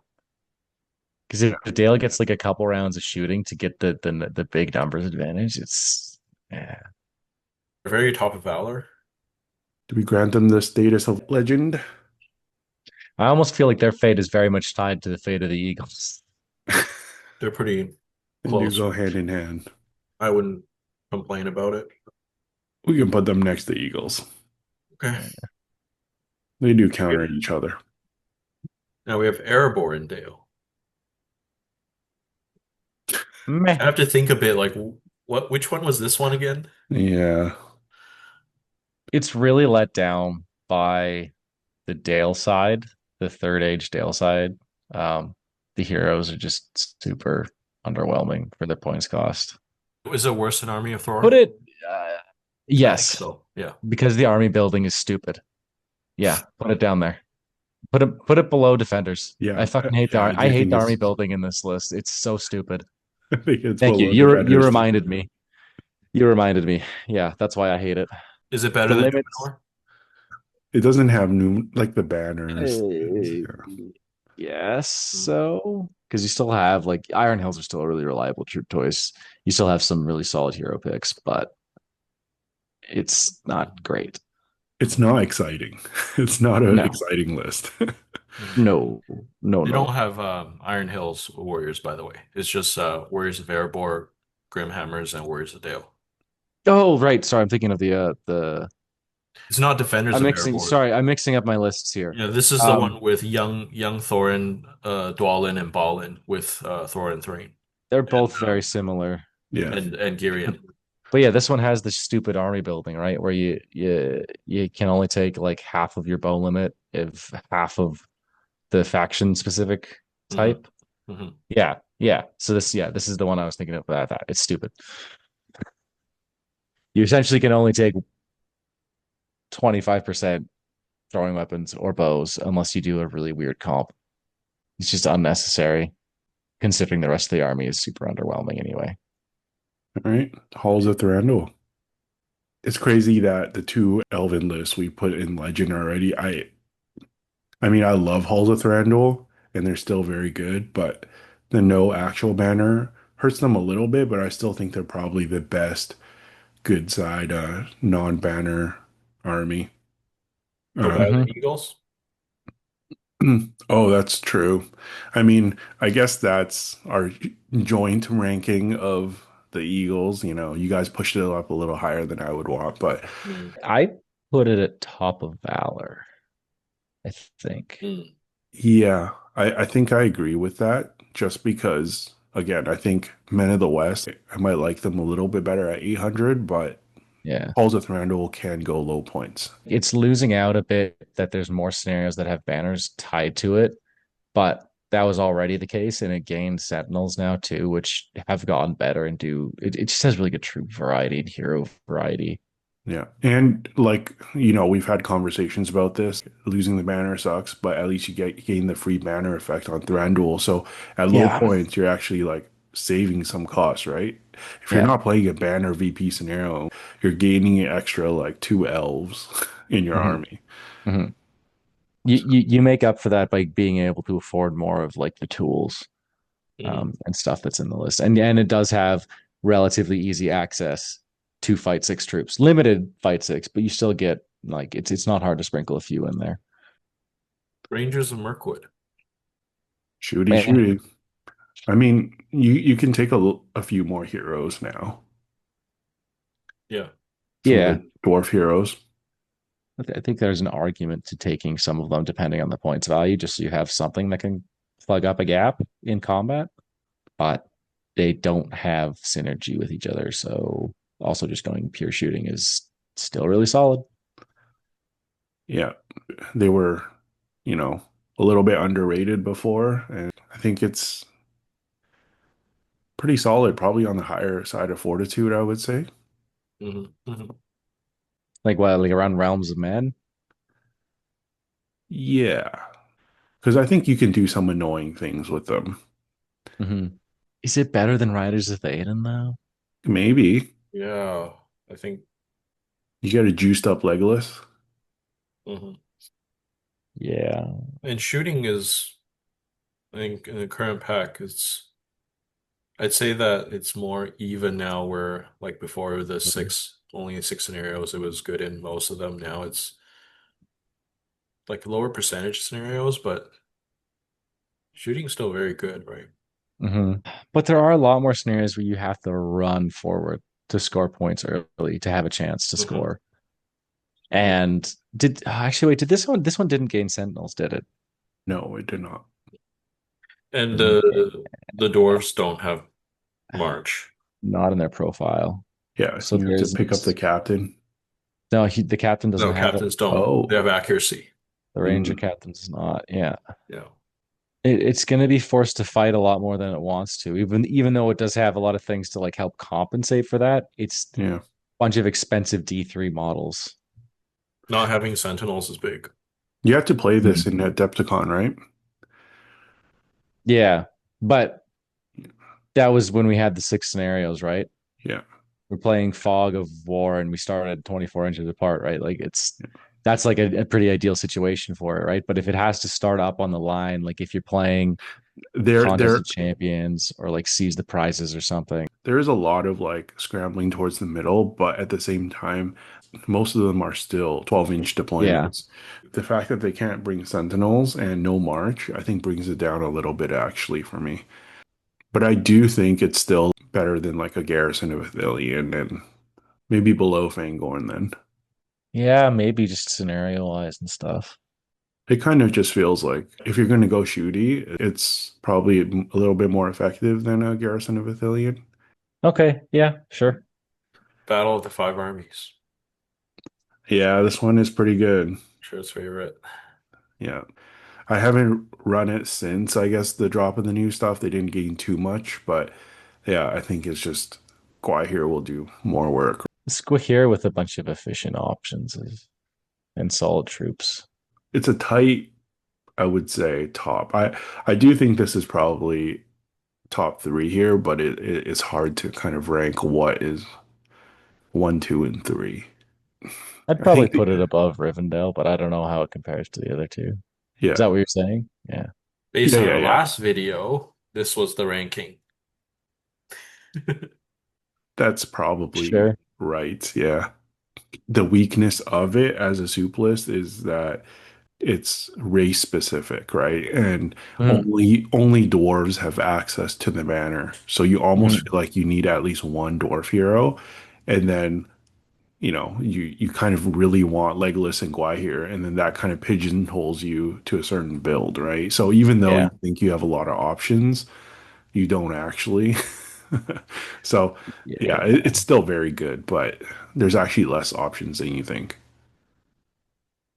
It does kind of like narrow down onto that build pretty quick. Yeah. Salt on Ravenhill. It works out at 1 points level. Yeah, pretty much.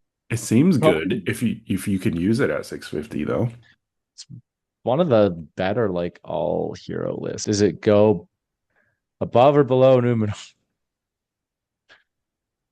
Oh, I think it goes above for sure. I'm just Ian's, wondering. Ian's Yeah. happy that Legolas is kept alive in some form. My boy. I'm Uh, just I'm just wondering if it cracks into low fortitude. Looking at some of the lists there. it's just got a lot of cool stuff that it does. Like and just things that it brings to the table that actually make it viable. Have you guys The seen whole it hero list. at many tournaments Not in terms of really. results? I haven't seen it yet. Ian had said that he was going to take it to a 650 tournament, and we're actually hosting our first Into the West Open this Uh, summer. a 650 small a points. small one at MTM. There's a very specific Uh, qualification in front of that. he chickened out. Also, before it was announced that our biggest event of the year is going to be 650. So I'm backing down a little bit here. I do think there's something there. I mean, I Sure. guess we have to deduct points that it can only be played at 650, but I think at 650 it can do some damage. Put it above Erebor and Dale because Erebor and Dale has stupid list building. Okay. I'm salty. Radagast's Alliance. It's actually surprisingly good. So we were saying the Eagles kind of drop off at like 750, 800 points. Radagast Alliance is a little better than that range, but obviously worse in the lower points range, but they do similar things. Mhm. Overall, is it are you saying it's in legend? I don't think I'd put it that No, high. no, no, no, no. Yeah. Because I think it's a little bit better than the Eagles at high points, but like most if you're values. running Yeah. it at like 500 points, like it's not good, right? Yeah. Taking Ratty and Gwahir, then you're almost done. You might take like another Eagle, but so I think there is quite the drop off, but it's not bad. Like, I don't know if it sits above anything else that we have in Valor right now. No, I don't think it does. So The maybe bottom Iron of Hills. Valor? Yeah, I think it's bottom of Valor. I might even want to put it top of Fortitude just because, just thinking about it, it's close to unplayable at low points. Yeah, It's just you start rocking it at high points. Maybe I would put it below Riders of Aylmer. sure. The White Council. Probably the best all hero list. I just throw that out there. Still. I think so. Everybody gets Dom 3. It's really good. Bruinen is still really good. Because the thing that this used to really struggle with was contesting objectives. Mhm. Now, as long as you can kill enough of your opponent, you have likely 12 to 15 points worth of models available at the end of the game, right? In terms of dominant, which is big. But a big nerf is your wizards are no longer as killy. Yeah. You're not getting like 3 attacks on all of them, which was insane. So I think that's a pretty big hit, actually. It's not horrible, but I think there's a reason why we haven't really seen it, even with a more limited army list in the first 6 months, right? Mm-hmm. I think it still goes above breaking. Of the fellowship. That's high. Yeah. Mm. That is high. I don't know if I would. It's just that you still have so much control with the magic that you do have, and so many people and so many lists are bringing big monsters, big heroes that don't have resistance to magic.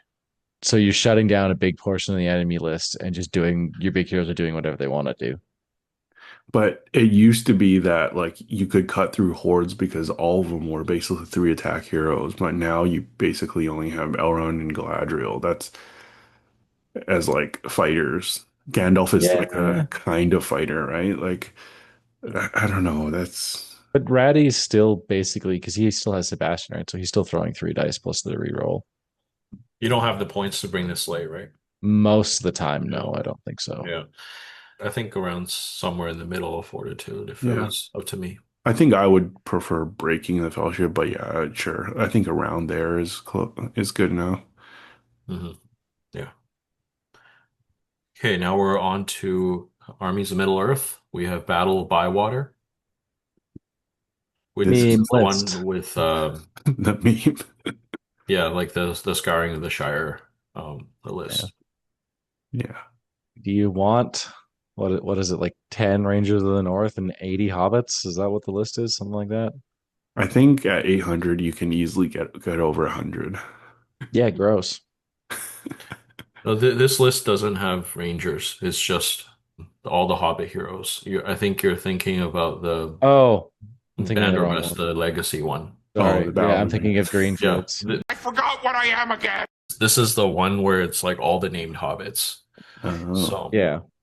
It's it's a little bit similar to the first list, the first Shire list we reviewed, but this one doesn't have Gandalf, and it Yeah. has the beefy version yeah. of the four hobbits. And I think you lose the guy who can go either way, who can go ruffians or Shire, right? He's not in this one. Do you lose that guy? Yeah, because he goes 'Cause he's the Yeah. ruffian side. Yeah. yeah.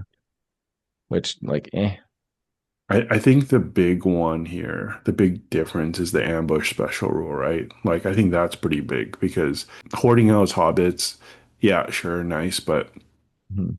like Charles said, if you want to activate that board presence, you can do it in some of the scenarios for the Shire.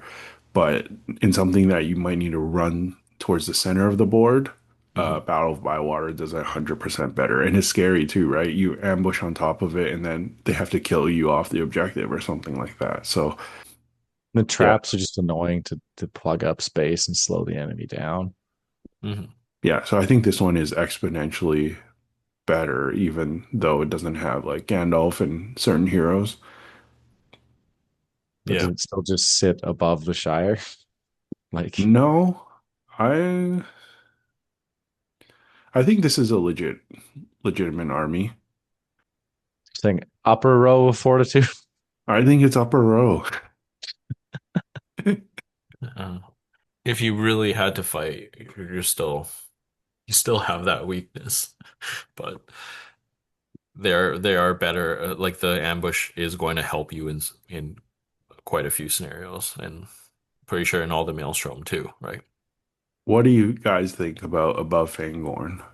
I think I would go a bit higher, but maybe not that much above White Council, maybe. Oh, so lower, you mean? Yeah, yeah, yeah. Like a bit higher than Shire, but not that much higher. All right, Ian, where do you want it? We'll split the difference. Above break. About breaking. I don't know, man. I don't think breaking is like that good. What's the difference here? Above Garrison? I said above Fangorn. Okay. It made it to the second row. All right. Let's go. For now. Okay. Arathorn's stand. Okay, this one's trash. This is the one I was talking about earlier. Put it down. Put it down. Just put it down. Yeah. Man. Move on with our lives. It's just so disappointing. It's sad because Arathorn is like a cool profile. Halbrad is a cool profile, but everything else, Just your basic guys are so bad. Yeah. If they gave like a little bit more to the Rangers, like I don't know, like fight five or something like that, I think it would be playable. But as it is, even at low points, the buffs to Arathorn I don't think it's quite enough. It's just free might. Like it's a good free might. Like it's on anything, but it's the rest of it just doesn't make up for it. We talked about this when this list first came out right before launch of the new edition. Yeah. Halbrad not having the banner is so No, terrible it's for an all hero list, right? That so bad. relies on rerolls. So bad. I can't think of anything worse.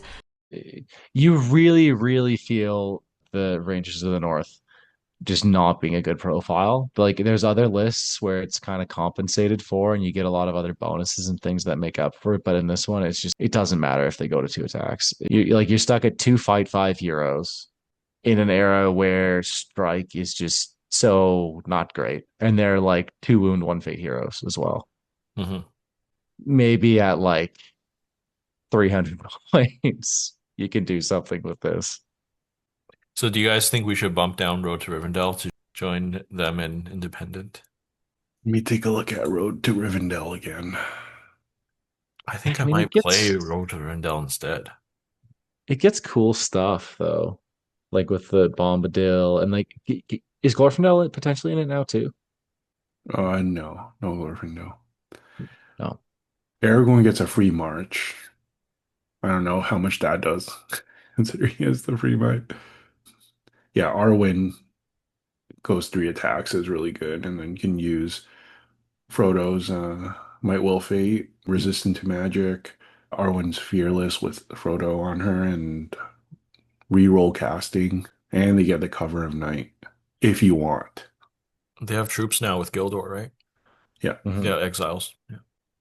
It's good at low points, and then yeah, I think because like Aragorn and Arwen could do some work, and then like maybe Tom just at like slightly like higher points, he could contribute and make it decent. It's just, I guess, I just don't know if Gildor bringing like 10 elves is good enough.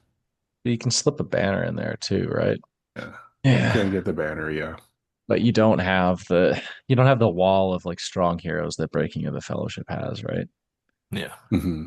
Yeah, to hide behind. It would just be Aragorn and Arwen, kind of, yeah. So, yeah.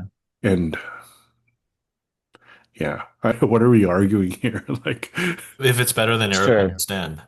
Oh, it's yeah, better. It's better than it's better, stand, but it's Okay. I don't know if do we want to put it in put it down there. Okay, Let's do it. Great company.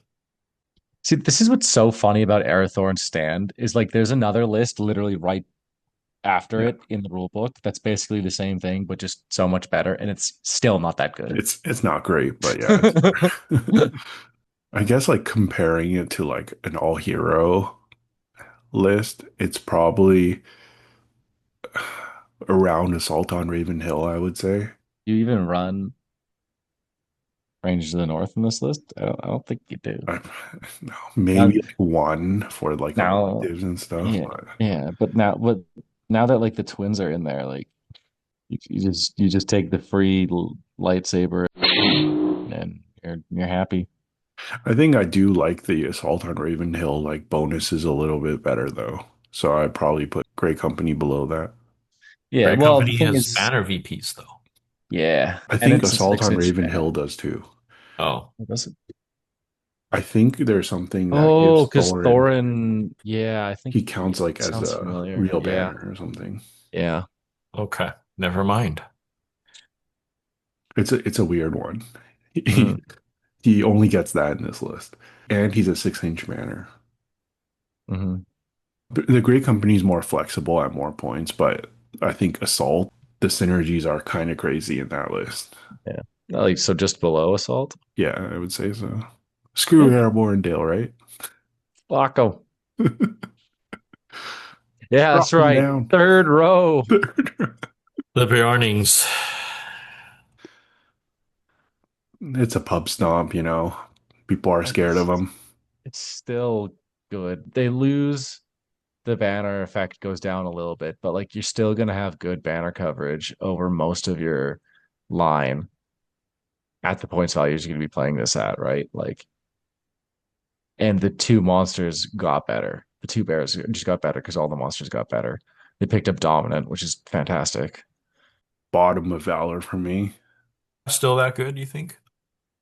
The bears are hard to handle with like the high fight value. Yeah. Fight 8 on Bjorn. Yeah, just from experience, like playing Gwahir, Mhm. people are going to struggle fighting him, and he does a lot more damage than Gwahir, right? So Mhm. And they got a little buff too. They got that extra army rule, which is it's okay, but it's something, right, to make it even harder for you to tie them down. I think they really benefit, honestly, from just how good Barge is now. Yeah, it's big for them. Okay. Hordes of Eisen. Ian's list. Theodred. Chad It's, Theodred. it's still just really solid. I mean, it just highlights Daedra, really. But I mean, it caps out at probably 600 points. Like, I don't think you'd take it higher than that. Less throwing spears. Less throwing spears, but it got outriders, outwalkers back with legacies. So that's like that was a nice little piece of the puzzle that was really helpful for them. Auto passing courage on everybody is still great. Elf Helm is better than he was before. Potential dominant too, if you break. Yeah. I think it's probably a bit of a sleeper. I don't think it's amazing. Like I don't think it cracks up into like Valor or anything, but I think at those lower points values, I think it actually does do pretty well. Like I wrote up a sample list at 650 with the three named heroes, got a bunch of cav in there, and it still hit like 40 models. Bodyguard everywhere, and then Dom 2 and you break is pretty sick. So what you're saying is this the best Rohan list? Shit, it might be. I got a little bit of like very limited experience with Fight 6 Theodred so far, and just he used to be really held back by being Fight 5, but the Fight 6 is sick. And there is a direct way in this list to help you kind of take some damage off of him, make him a little bit more durable, which is really nice. Mm-hmm. Mm-hmm. But it is, yeah, 100% carried by the fact you have two really efficient heroes and the bonuses are good. This is your list. Where do you want it? Can I put it as the best Rohan list? Is that allowed? I won't argue it. Yeah. To me, it has the best army bonuses of all the Rohan lists. Yeah. I mean, the daylight is pretty good. Yeah, yeah, that's true. Yeah. It's around where Riders is, right? Like this one, I think goes up to like 600, maybe 650. And that's where Riders kind of isn't great. But then once you go buff that, then Riders like kind of picks up. So Mhm. they're kind of like tied together, right? I'll put it right in front just for Yin's sake. Make him happy. Let's go. Paths of the Druidan. Okay, so if I read this correctly, there is nothing saying Druidan models need to be led by Druidan heroes, Hmm. which is such a meme. What kind of loophole did you find? Oh, it's not a loophole. People can bring back the woes spam bullshit that they ran last edition. Hmm. You just have a bunch of Rohan heroes leading it. Do you want to spam roses though? I'd have to see what a sample list looked like, honestly. But I like, don't, I don't know, to be honest. I honestly don't know either. It might be bad. But if you have Theoden, Gambling, and Gone in there, that's 45 slots. I'm not gonna lie, it looks kind of crap to me. But I don't know if that's even a good build. Like the winning the heroic move offs thing is really great. That's kind of what you want it for. Yeah, I think in good versus evil, it's yeah, solid. yeah. You're paying a lot for the hatred. Yeah. You're forced to pay at least 12 points for hatred. For the Woses. Yeah. Yeah. You're forced to get a full warband of Woses, and I they're don't all know, paying but for like hatred. the waypoint, so being able to run cavalry through like a forest, just surprise, and like winning the move offs is pretty sick. I just hate that restriction that he already comes with a full warband. Not a full warband, he leads Yeah. 15, but he comes with 12. I don't know. That does not make a good list building base, you know? No. Those Warriors 9 points for a D3 model that you're Yeah. either it's gonna be lagging behind the Cav or you're gonna have them as your main battle line. Fight 3. If they could ambush, this list would be sick. Oh, yeah. Mhm, Fortunately, mhm. they can't. Yeah. Kind of a top of minor for me. If you really wanted to, maybe bottom of fortitude, but it's in that range for me. Or I guess it's probably better than Erebor Dale. Dude, I think it's possibly better than Army of Thror. I don't know about that. When you're forced to take 12 Woses with Gonbury, he's not even a value pick, right? I mean, yeah, he has 3 might, but defense 4, fight 4. Yeah. Yes, like the stock and scene is nice, but when you're forced to take that many of them, like you're not going to be able to hide everything, and you're not going to want to hide everything like behind like terrain and stuff, right? So they're Yeah. going to be out in the open, and I don't know. I feel like they get massacred. Mhm. So counter to that is what if you do that and then you take like a hero hammer, cav, and the rest of it? You're winning your roll offs on a 3-up, and you probably won't break unless they kill all of your Rohan stuff that's up at the front. Like you just lead your 12 like Wosens behind at the back. So for a 173 point tax, You're would maybe you winning one more roll off. would you do that? I don't play all cav armies, so maybe if I was desperate enough. I think I would rather do Army of Thor. I don't know, Charles. What do you think? You got to be the tiebreaker. I'm putting this like bottom of fortitude, really. I'll put it behind Gray Company. How's it? Above Dale or Airborne Dale? Oh yeah, that's what I meant. Oh, you meant? That's Sure. that's important. Sure. Why not? Well, if Ian thinks it's better than Army of Thor, then Ugh, I don't Then know. it should probably be above Great yeah, Company. yeah. Average. Ian's rating is Average. dragging it up. Yeah. Oh, yeah, I don't know. Well, sure. Fuck it. I'm tired. Why not? The fiefdoms. It's been a lot of talk about the fiefdoms. I am withholding judgment until I play some games with it.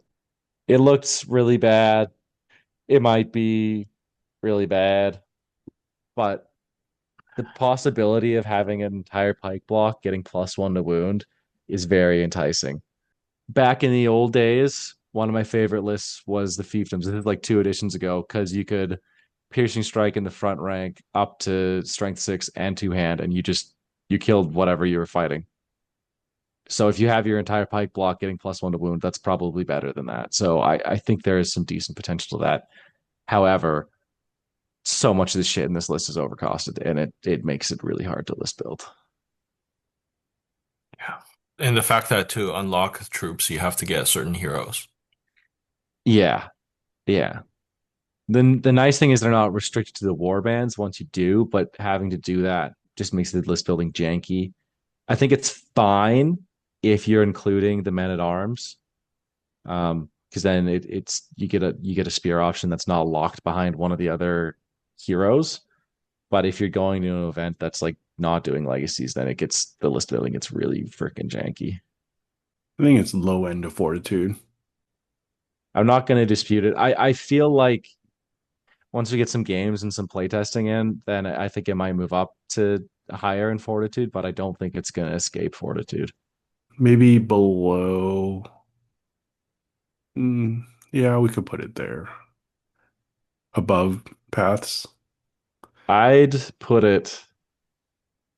Or below. If we want it higher, it could also be like below Kingdom of Rohan.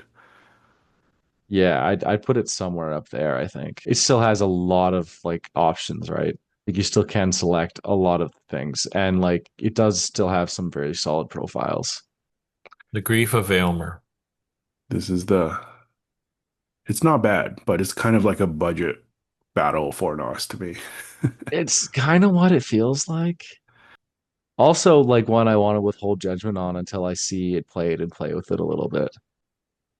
Like I said, I played with Theoden a bunch last edition. I played with him a couple times this edition. So like AMR basically turns into the same kind of thing. Like fight 6, always rerolling to wound is very good. Fight 7, always rerolling to wound sounds fantastic. That being said, the list building is like super restricted. Your options are limited. You feel the overcostedness of the fiefdom stuff with list building, at least so far. So I'd probably put it in where the fiefdoms is right now, maybe just above the fiefdoms, but I'm willing to put it up much higher just after playtesting. And it's just a little bit weird to me that like they thrown her into another list where like Aylmer is the general. Oh, like they're really tired of seeing a Hurin around. They're trying to get people to play Faramir more or Yeah, whatever. it's weird. Yeah. I do think, yeah, because of just the raw stats of the heroes, I do think that it's probably a little bit higher than where we have the fiefdoms, just because Aylmer and Imrahil alone can, even if like Imrahil we don't think is like the best valued hero, you're still going to brute force some lists, right? If they can't dismount you, you're going to chop through them. And I think that's always a pretty big threat. I think it's probably at least the top row of fortitude. Well, if Ian thinks it's kind of back here. Well, I just don't know. It's because it's so tied to like the Imrahil stuff. That's what's kind of dragging it down. But like I do like all the Rohan bonuses and like the stuff that's in there. So it's Yeah. and the option that you can do combined arms, right? You're not forced into all cav is Yeah. really nice. 'Cause, So yeah, yeah, up in the top row is I'm good with that. I just like the army bonuses. Hmm. It's like courage buffs. Aylmer becomes a beast, right? Yeah. Those are really good. I think it's around like the Riders of Theoden, Atop the Walls, ride out like area. I don't know exactly where it goes, but that's where I would have it. Yeah. Maybe I above Atop the Walls. I don't think the difference between like rioters atop the walls and grief is that No, significant. Like they're no, all they're all pretty just close. Yeah. yeah. Okay. Let's go for Army of Dale. This is the third age Dale one. Yeah. Not great. The army bonuses are not great. And the Yeah. two heroes that you rely on for this one are not very good. They were okay last edition, but everything else went up and they suffer because of that. Down by Erebor and Dale, like at the bottom. Well, I don't know anything about this list, so just I'd put it around where Army of Thror is. I think it's just okay. below Army of It's a little Thror. bit better. Yeah. I think Army of Thor is still probably better, but they're very similar in terms of midness. I think Defenders of the Hornburg, it probably has more utility. That's fair. Yeah. Army of Dale does have a Dom 2 special rule, but it's conditional. For like one turn. Yeah. Yeah. And that's if you give up movement completely, right? I think I'm remembering that right. You cannot move, and then you reroll fail to wound and gain Dom 2. Pretty bad. Like All if you right. lose priority on the last turn and you already got your positioning the Yeah. turn before, then you're like, sure, this Dom 2 is useful. Otherwise, like who cares? Arnor. Still very good. It's an interesting one. Yeah. Does it okay, like just like off the bat, do you think it still pips into Valor? Yep. I think it's a little underrated because it was like meta for such a like small period of time, but then instantly like all new stuff and the people were like, I don't want to play with you anymore. Toy Story. Yeah. We're in Valor. Above Minister? I don't know. I haven't tried it yet, and I think I've said this before. It struggles now that it's lost counters to monsters, and monsters are better. It's definitely better than Bjornings because of the flexibilities in the matchups and stuff. I think I'd be much more comfortable playing Arnor than Bjornings at a big tournament. Probably better than Last Alliance because of the cavalry. But yeah, I do agree with Ian. I think it's beside Minas Tirith, whether it's above or below. Yeah. Let's put it above. Yeah, let's put it above. Yeah, I think it's pretty efficient. Yeah, I agree with Ian. And now we have Battle for Nost. Does this tip into It's not Top of legend. Legend, Top It's of Valor then? Like it's still up there. yeah. Just the versatility it has and the two heroes that you have go into monsters very well, which are or just other heroes very well, which like those are the big things going on right now. Hmm. And if there's nothing for them to do there, they can just go and happily munch troops pretty well. Yeah, I think I'm either above or below Reclamation of Osgiliath because I do think it's better than Erebor. I was thinking it'd be close to Halls Yeah, because like it does build at multiple points values better than Men of the West does, I think. yeah, but I think Men of the West is just because they have Gwyer. But you're only taking that at like 700 points. I know. But to be fair, you're not playing Fornos below 600. 600. So it's kind of like a similar build, right? If anything, like a 500 point Men of the West is better than a 500 point Fornos. The really high end and the really low end is like maybe better for Men of the West. Yeah. Right behind. Let's do right behind. I'd be like, okay, with Yeah. a tie Mhm. there. I think both Yeah. of them made our runners up list too, right? Yeah. Yeah. Yeah. Kingdom of Khazad-Dum. The army bonuses are whacked. It just gets so much shit. And they got like Crazy. elf shooting with Crazy. like -1 mirrors and stuff. Yeah, it's crazy, man. It's and like it has access to like five troops now. Yeah. You don't even have to take Durin, so you can take Dwarf King and just Yeah. No, it's really solid. I think it's a solid Valor, but it's wear and Valor here. It's somewhere up in the middle of Valor. Yeah. I don't know if is I it think better it's than Reclaimed? I think it's better than Reclaimed. Is it better than Reclamation? That's a hard one. Probably not, right?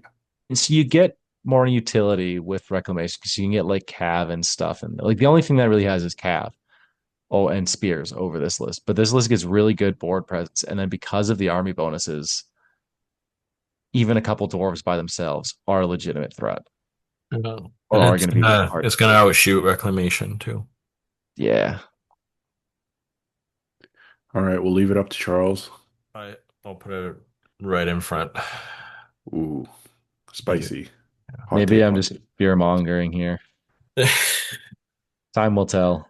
You're you're ranking it high, so Mitchell will never play Kingdom of Khazad-Dum.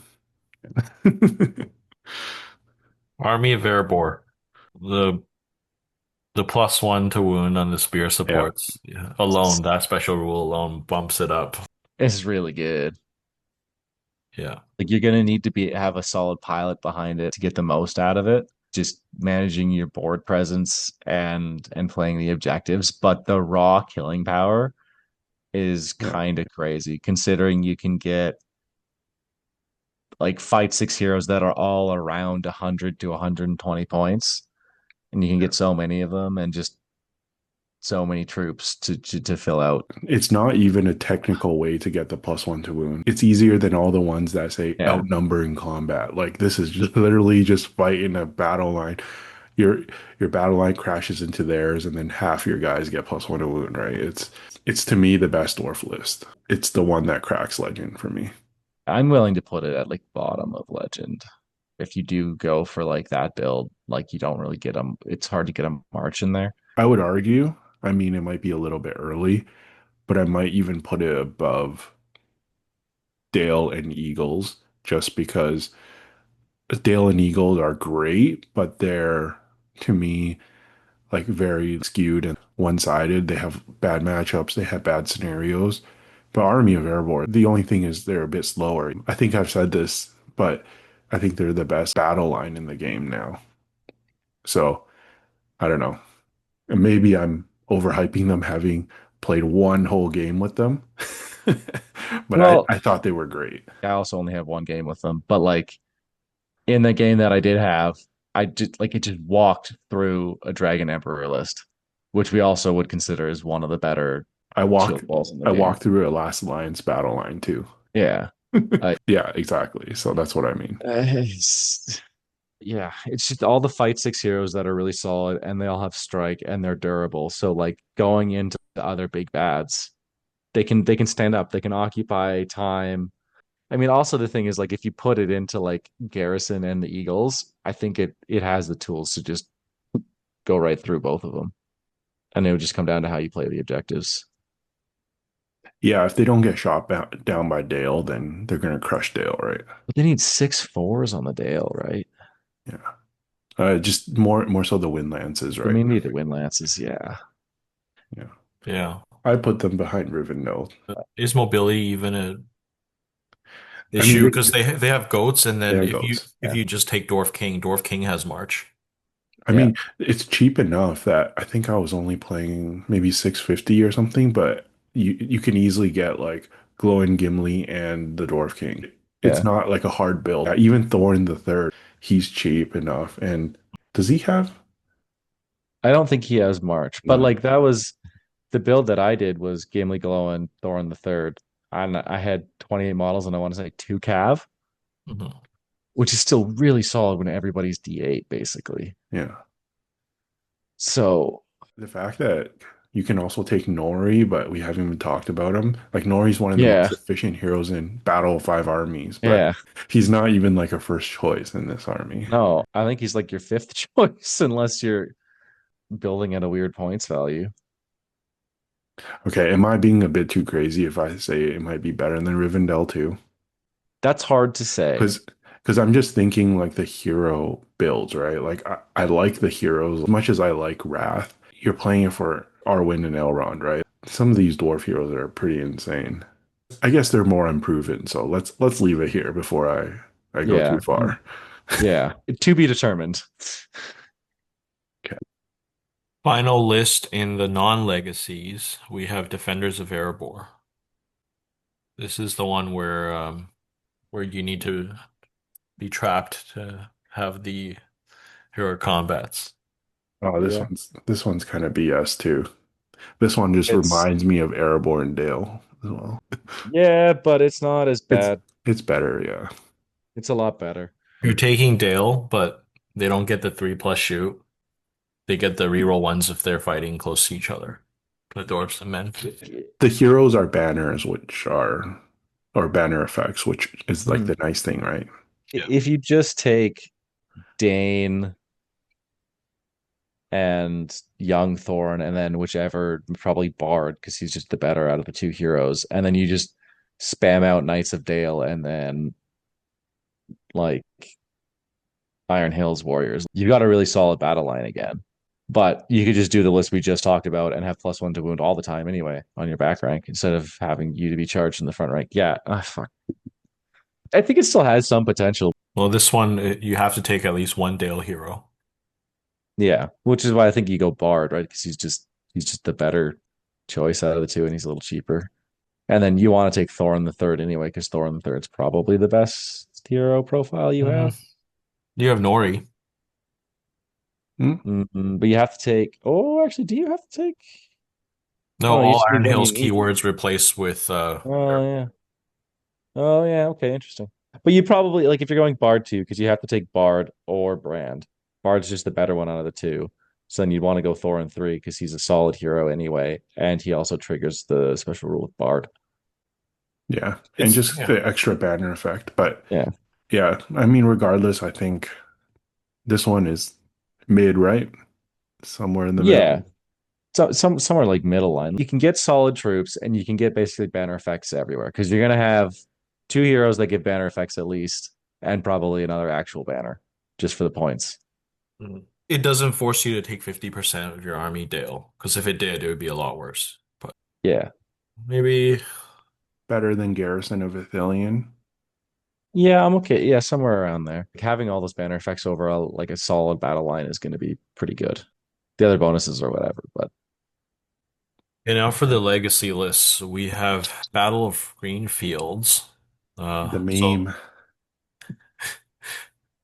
this is the one where you spam rangers to yeah, feed hobbits. could be pretty gross. I don't know if it does anything better than what the other Shire lists do. Like maybe it hoards out a bit better, but you lose out on a lot of special stuff.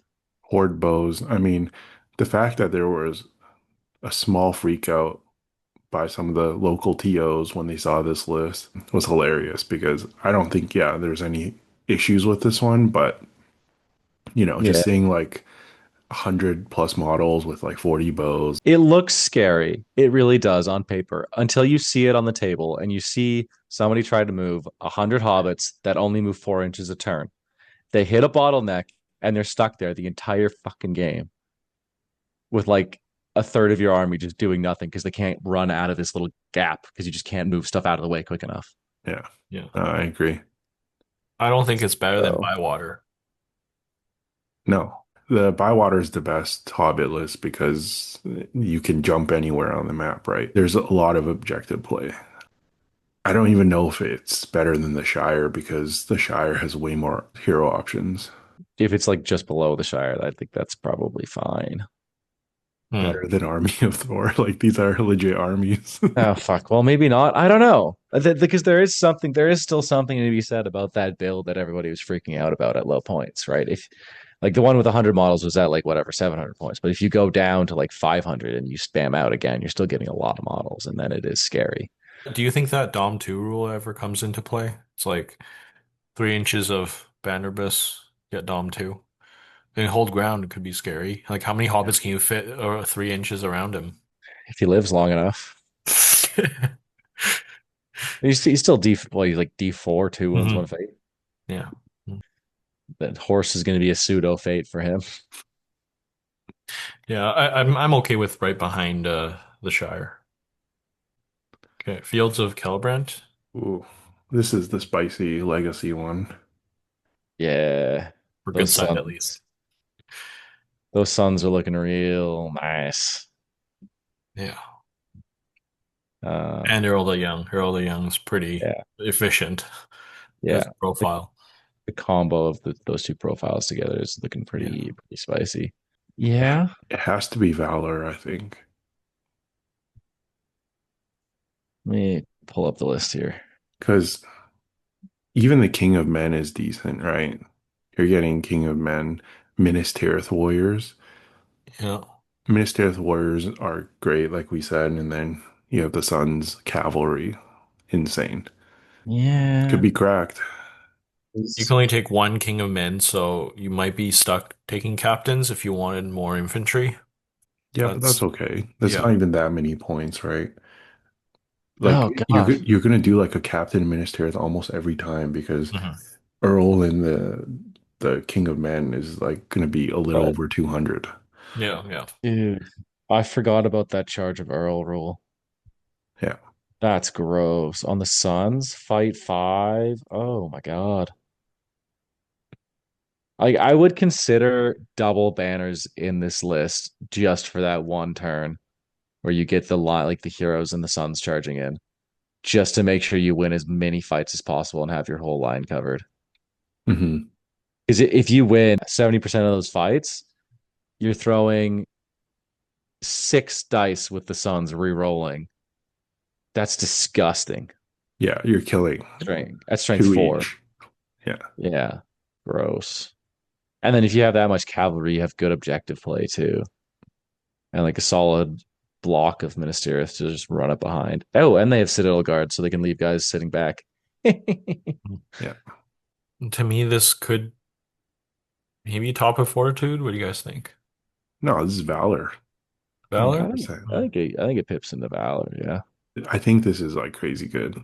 Looking at the troop options, I'm like, I guess they're pretty solid. You don't really need Rohan Roll Guard. You have the Suns, and you have the Citadel Guard for potential bodyguard, right? You grab a chunk of the Suns, Hmm. like 6, 8 of them, and then Yeah. the rest of your list is just the King of Men, a Captain of Minas Tirith, and like warriors and Citadel Guards. Yeah. Yeah.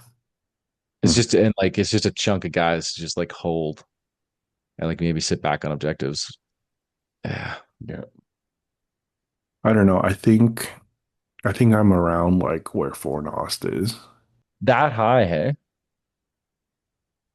I think it's kind of cracked to be honest. Hmm. Like maybe not that quite that level at like 800 points, but anywhere below that, Like the 6, 700 it'd be. if you just have like the three heroes and you fill out on stuff, can you imagine like just grabbing 10 Sons of Earl? You can easily do that, right? Mhm. Mhm. Yeah. Yeah. I don't know. Above Kingdom of Khazad-Dum? I think so. I think that's where I was leaning. Hmm. Maybe. It just the Suns still having 2 attacks when they're countercharged is really good at fight 4. Like they're still really reliable. And then if you have a banner behind them, like they still have a reasonable chance to win the fight. Yeah. And if you get that one devastating charge off, call that special rule. If you just kill like 12, 16 models of both your heroes or hero combating of the enemy, like what do they do? Yeah. Doesn't matter if you lose the next heroic move off. There are only one wound if heroes go into them. Yeah. Yeah, Yeah. but a hero is only gonna go into one, right? Really, realistically. They need to be fight 6 to reliably do that if the Suns are close to Earl. I'd be okay with maybe a few slots lower, maybe like around where Erebor Reclaimed is or Arnor is. What do you think, Ian? I think it might be better than Reclamation. I'd be happy with either side of Reclamation, I think. Okay. That's where Ian is. Richard's wants to put it in front of Battle for Nost. No, I go below. Well, okay, we'll keep it here then. I think that's fair. All right. Reclamation of Moria. Yeah, I think this one is a bit of it's more of a thematic thing. I really wanted to like this one. It's neat. It has things. I think my issue is that, yeah, like it's cool special rules, but they're all niche. There's no guarantee in activating any given one of them in a specific game. I mean, +1 to wound when you break is pretty sick. Yeah, but if you're winning, then you basically play a game with no army bonus. And then Yeah. one of them is objective, which is nice. But again, like that's only in maybe half, a little less than half of the scenarios. It could be big in close games, right? If you're playing a close game like that. It also loses out on options that Kingdom of Khazad-Dum has. It doesn't have Vault Wardens. It doesn't have Ballista. But well, maybe you missed the ballistas. I mean, the Vault Wardens. Yeah. If you were to balance this, not having as many options, you should, in Mm, theory, have better mhm. special rules. But Yeah, the Khazad-Dum special rules just like are but so much better. I think the special rules are fine. They're nothing amazing, like the Mhm. army books. There's nothing amazing, nothing bad, and all the profiles have stayed relatively similar to what they used to be. Besides Um, Floy. Yeah. yeah, besides Flowy, like Kazagard got better, Dwarf Rangers got better. Hmm. Balin stayed the same, and he was like whatever. He's a little overcosted. Then he's still a little bit. I think it's a very mid list. Yeah. Hmm. Yeah. I think it's probably like same as it always was, like ranking wise, power wise. Mm-hmm.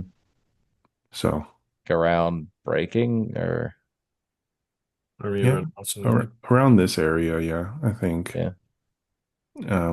maybe above Lindon. All right. And speaking of narrative, Expedition to the east. Honestly, it just looks like a lot of fun. I don't think it's that good, but it Uh, looks like a lot of fun. yeah. They really love doing this special rule where it's like you stack up two races next to each other and you get to reroll ones. I fucking love doing that. And it's the weirdest thing. I don't hatred know. Easterlings, you know? It probably has like the coolest special rule for getting like extra victory points. Yeah, Like you just go and run a side quest. That's so much fun. Yeah. that is cool. Yeah. Sadly, you don't have a great hero in this list. I mean, you would take all your Yeah. heroes here, but you don't have a great hero. I mean, you're a little bit restricted in the army building. Like you can only take a maximum of 24 dwarves just because you only have two dwarf heroes. But like, I don't think you're Mhm. gonna want to take more than that anyway. So whatever. Well, if you could take captains, you probably would go for the Dwarf Ranger bow spam. That's probably the way you would build it. But since you can't, Yeah. You still can do the ranger spam list and then you just take Kyrian with a warband of spears hmm. and maybe some cav. So like I think there is some build and some play in this, just like a spam out list at like 500-600 points maybe, but it's still gonna struggle, like you said, because it doesn't have good answers to anything big, right? It just has a bunch of like high defense troops or like solid troops. So So the question is, how low is this one? I'd put it somewhere around Druidan, I think.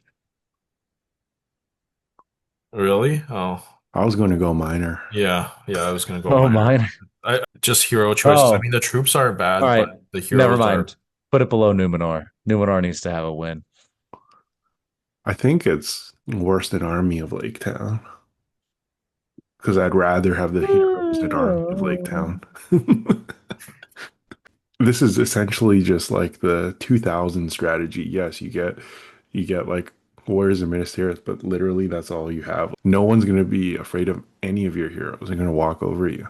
I'm not impressed. But yes, Spoils of War is cool, but I think that might be the only VPs you're getting. I mean, look, if you're playing like 500 points and there's an Easterling meta in your area, this list will do Oh yeah, great. yeah, yeah, killer. It'd be a But solid Yeah, valor. just a flat +1 to wound against everything. Yeah, for sure. yeah, yeah. All right. Yeah. So we've ranked all the armies, all the good armies, and we're going to just take a look at the result and see if we want to make any modifications to our rankings. What do you guys think? So I think my first thought is looking at the very top. I do like the order that we have them in, but I do think there is a clear separation between Defenders of the Pelennor and Rivendell. As much as I like Rivendell, like I think there's a reason why it's not like a common army that's like just being spammed at tournaments where it's like, okay, this is the way you win, or this is a really cheesy, really strong list that can beat anything in all comers. It still has bad matchups. So I almost wish there was like another tier in between Legend and Valor. I think that would be perfect. But I think after giving it some thought, I almost want to put the bottom four of Legend into Valor in the same order. I think we kind of talked about them being like legend, but second level. Yeah, Yeah, I can see what you mean. because They're I think just going by our definition of legend, right? I think we've talked about it in the past, is that it's like something that it's an army that you take to a tournament. You're instantly the favorite if you Mhm. play it very well. And anyone who is looking, at the armies list, they instantly know by looking at that army that okay, these armies are here to win, or they're going for like a very very strong finish. They're going for the win. So I guess when I'm looking at the last four, it's not quite to the level as the first three. Maybe there is a bias of Eagles and Dale, especially, so being at the top, just because they were so dominant in the first 6 months. But I still feel like for the most part, people like by that definition you're taking them, you're like if you build it right, you're going for the win, right? Like Hmm. it still fits that definition that Richard was Yeah. just for. Yeah. Well, I would define all the armies in the Valor tier as competitive as well. Yeah. Yeah, that Moving. is just my opinion. Up to you guys if you feel like it should be moved. I'm good with that. I see what you mean. I do think that Army of Erebor might have potential to be in Legend.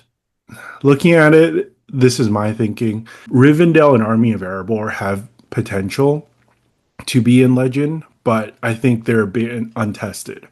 And then the Eagles and Garrison of Dale are obviously really cooked, but they're also very, very skewed. Like they're not as well rounded as the top three. And with all the stuff that's been added, I know like the scenarios being added are good for the Eagles, but bad for Dale. Some of the new stuff we're going to be talking about, evil armies, like let's say Dragon with the Breathe Fire, is good against the Eagles, right? So I don't know if the Eagles and Garrison of Dale are still good enough to be in Legend right now. So in a sense, they need to be retested with all the new additions, in my opinion, and they don't have like the well-roundedness of certain armies to kind of withstand that instantly. Because yeah, like Lothlorien Battle 5 armies and stuff like that, I'm more confident that they can kind of hold on to their ranking even with our limited experience. I guess I'd accept this with the caveat that they could all pop right back up in 6 months. Okay. Well, any other things that stand out as potential changes here? I've been thinking a lot about Road to Rivendell. I understand why this is funny, but we've been talking about how Breaking the Fellowship and got a lot better being able to add a warband of elves, and I'm just thinking at lower points if there is an argument for them to be playable. Like, I don't think they would be at the bottom if it was 500 or lower. Yeah, I guess it gives them the option of throwing a few elves onto objective play while still playing their like hero death ball strategy without giving up a game. Hmm. You can take souped up Aragorn and, well, souped up Aragorn if you take Bombadil, but Arwen Aragorn is souped pretty up. souped up at low points. Souped up Arwen, and at lower points, there are certain scenarios in the pack where, in certain matchups, where armies won't be able to deal with that. Maybe. And with the free march and the exiles being moved 8, that there's some utility there, right? Yeah. It's just at like 500 points, you get Aragorn, Arwen with Frodo, and that's like 300 points right there. Hmm. And then you still have to buy Gildor. Yeah. And then, you're getting close to 400 points. So I guess you could do those three. I guess with Frodo, it's four, and then a Warband of Elves, but then you're still missing out on like the banner effects for those points. Hmm. You But can then if you bring a take it, banner. yeah, but then you're cutting into the numbers of the Wood Elves, right? Like a banner is like three Wood Elves basically. Yeah. Which might not be a bad thing because then you have harder to break numbers in a sense. Yeah, but then like your fighting line is just Aragorn, Arwen. I'm just saying that the quality of that kind of build wouldn't be independent. Yeah, I mean, I guess there's maybe some play. I'd have to point it out more, but Yeah. I remain to be convinced. Okay. I think if you're asking it to be promoted to minor, I could be okay with that, but I don't think it passes Survivors of Lake now. Okay. We'll leave it where it is. But I'm curious to know from viewers if you what your thoughts on this army, because I think that what's in the list is pretty interesting. And I don't know if there's a build that works, but it has a lot of interesting tools in it, and I do see some potential combos. Anything else that stands out that you would want to change the rankings of? I think it's about there, but me personally, I would probably say Army of Dale might be a little bit higher. I know it's like, not the most exciting army for me, but it does have like some of the stuff that Garrison has. Obviously doesn't have like the easy access to +1 a wound, but it still has like the wind lances and, you know, I guess decent heroes. And then I personally also think the White Council should probably be a bit lower because, yeah, I think the Wizards not being able to fight, they kind of get overwhelmed. Similar to like Road to Rivendell, like you're paying for expensive heroes, but you only have like two hitters. But I think both of those they're not going to change like tiers for me. So I'm kind of indifferent, but I think they should almost, I wouldn't say switch spots, but I think like Army of Dale goes up, White Council goes a little down for me. I do agree about Army of Dale. They also have the Swarm Protector to brand, so that's a good courage buff, right? That But that that's Garrison like doesn't have. that's like the only useful thing it has. Like Yeah, that's the one with the standstill army bonus, right? I'm not mixing that up again. yeah, yeah. Yeah, that's pretty shit army bonus. The army bonus is being able to take a wind lance. Yeah. But even then, like your heroes are just so Yeah. hmm Yeah. They were okay last edition, but now that everything went up in fight value and they stayed the same and their cost, and they didn't change at all, and it's just like I know. I was just more thinking of like moving up maybe three, four spots around the fiefdoms area is where I was thinking. But again, this is not a hill I'm dying on. hmm Yeah, I can agree with a couple spots. They don't have someone like Girion, like a named hero that can fire the wind lance, but they still have the normal wind lance, right? the wind lance is That's that. Yeah, still but it's not a wind lance that hit, or does it hit on threes in Yeah. this list? I think Is they that- still get the +1 shooting. yeah, they do. They do. yeah, yeah, they do. So Okay. we'll move them up two spots. How's that? And then White Council. I know Ian fought for this one, so I feel like he's disagreed with all our decisions today. I'm We'll move down one spot. How's this? just bearing a contrarian today. It's a new day. Okay. All right. Should we lock this as our final ranking?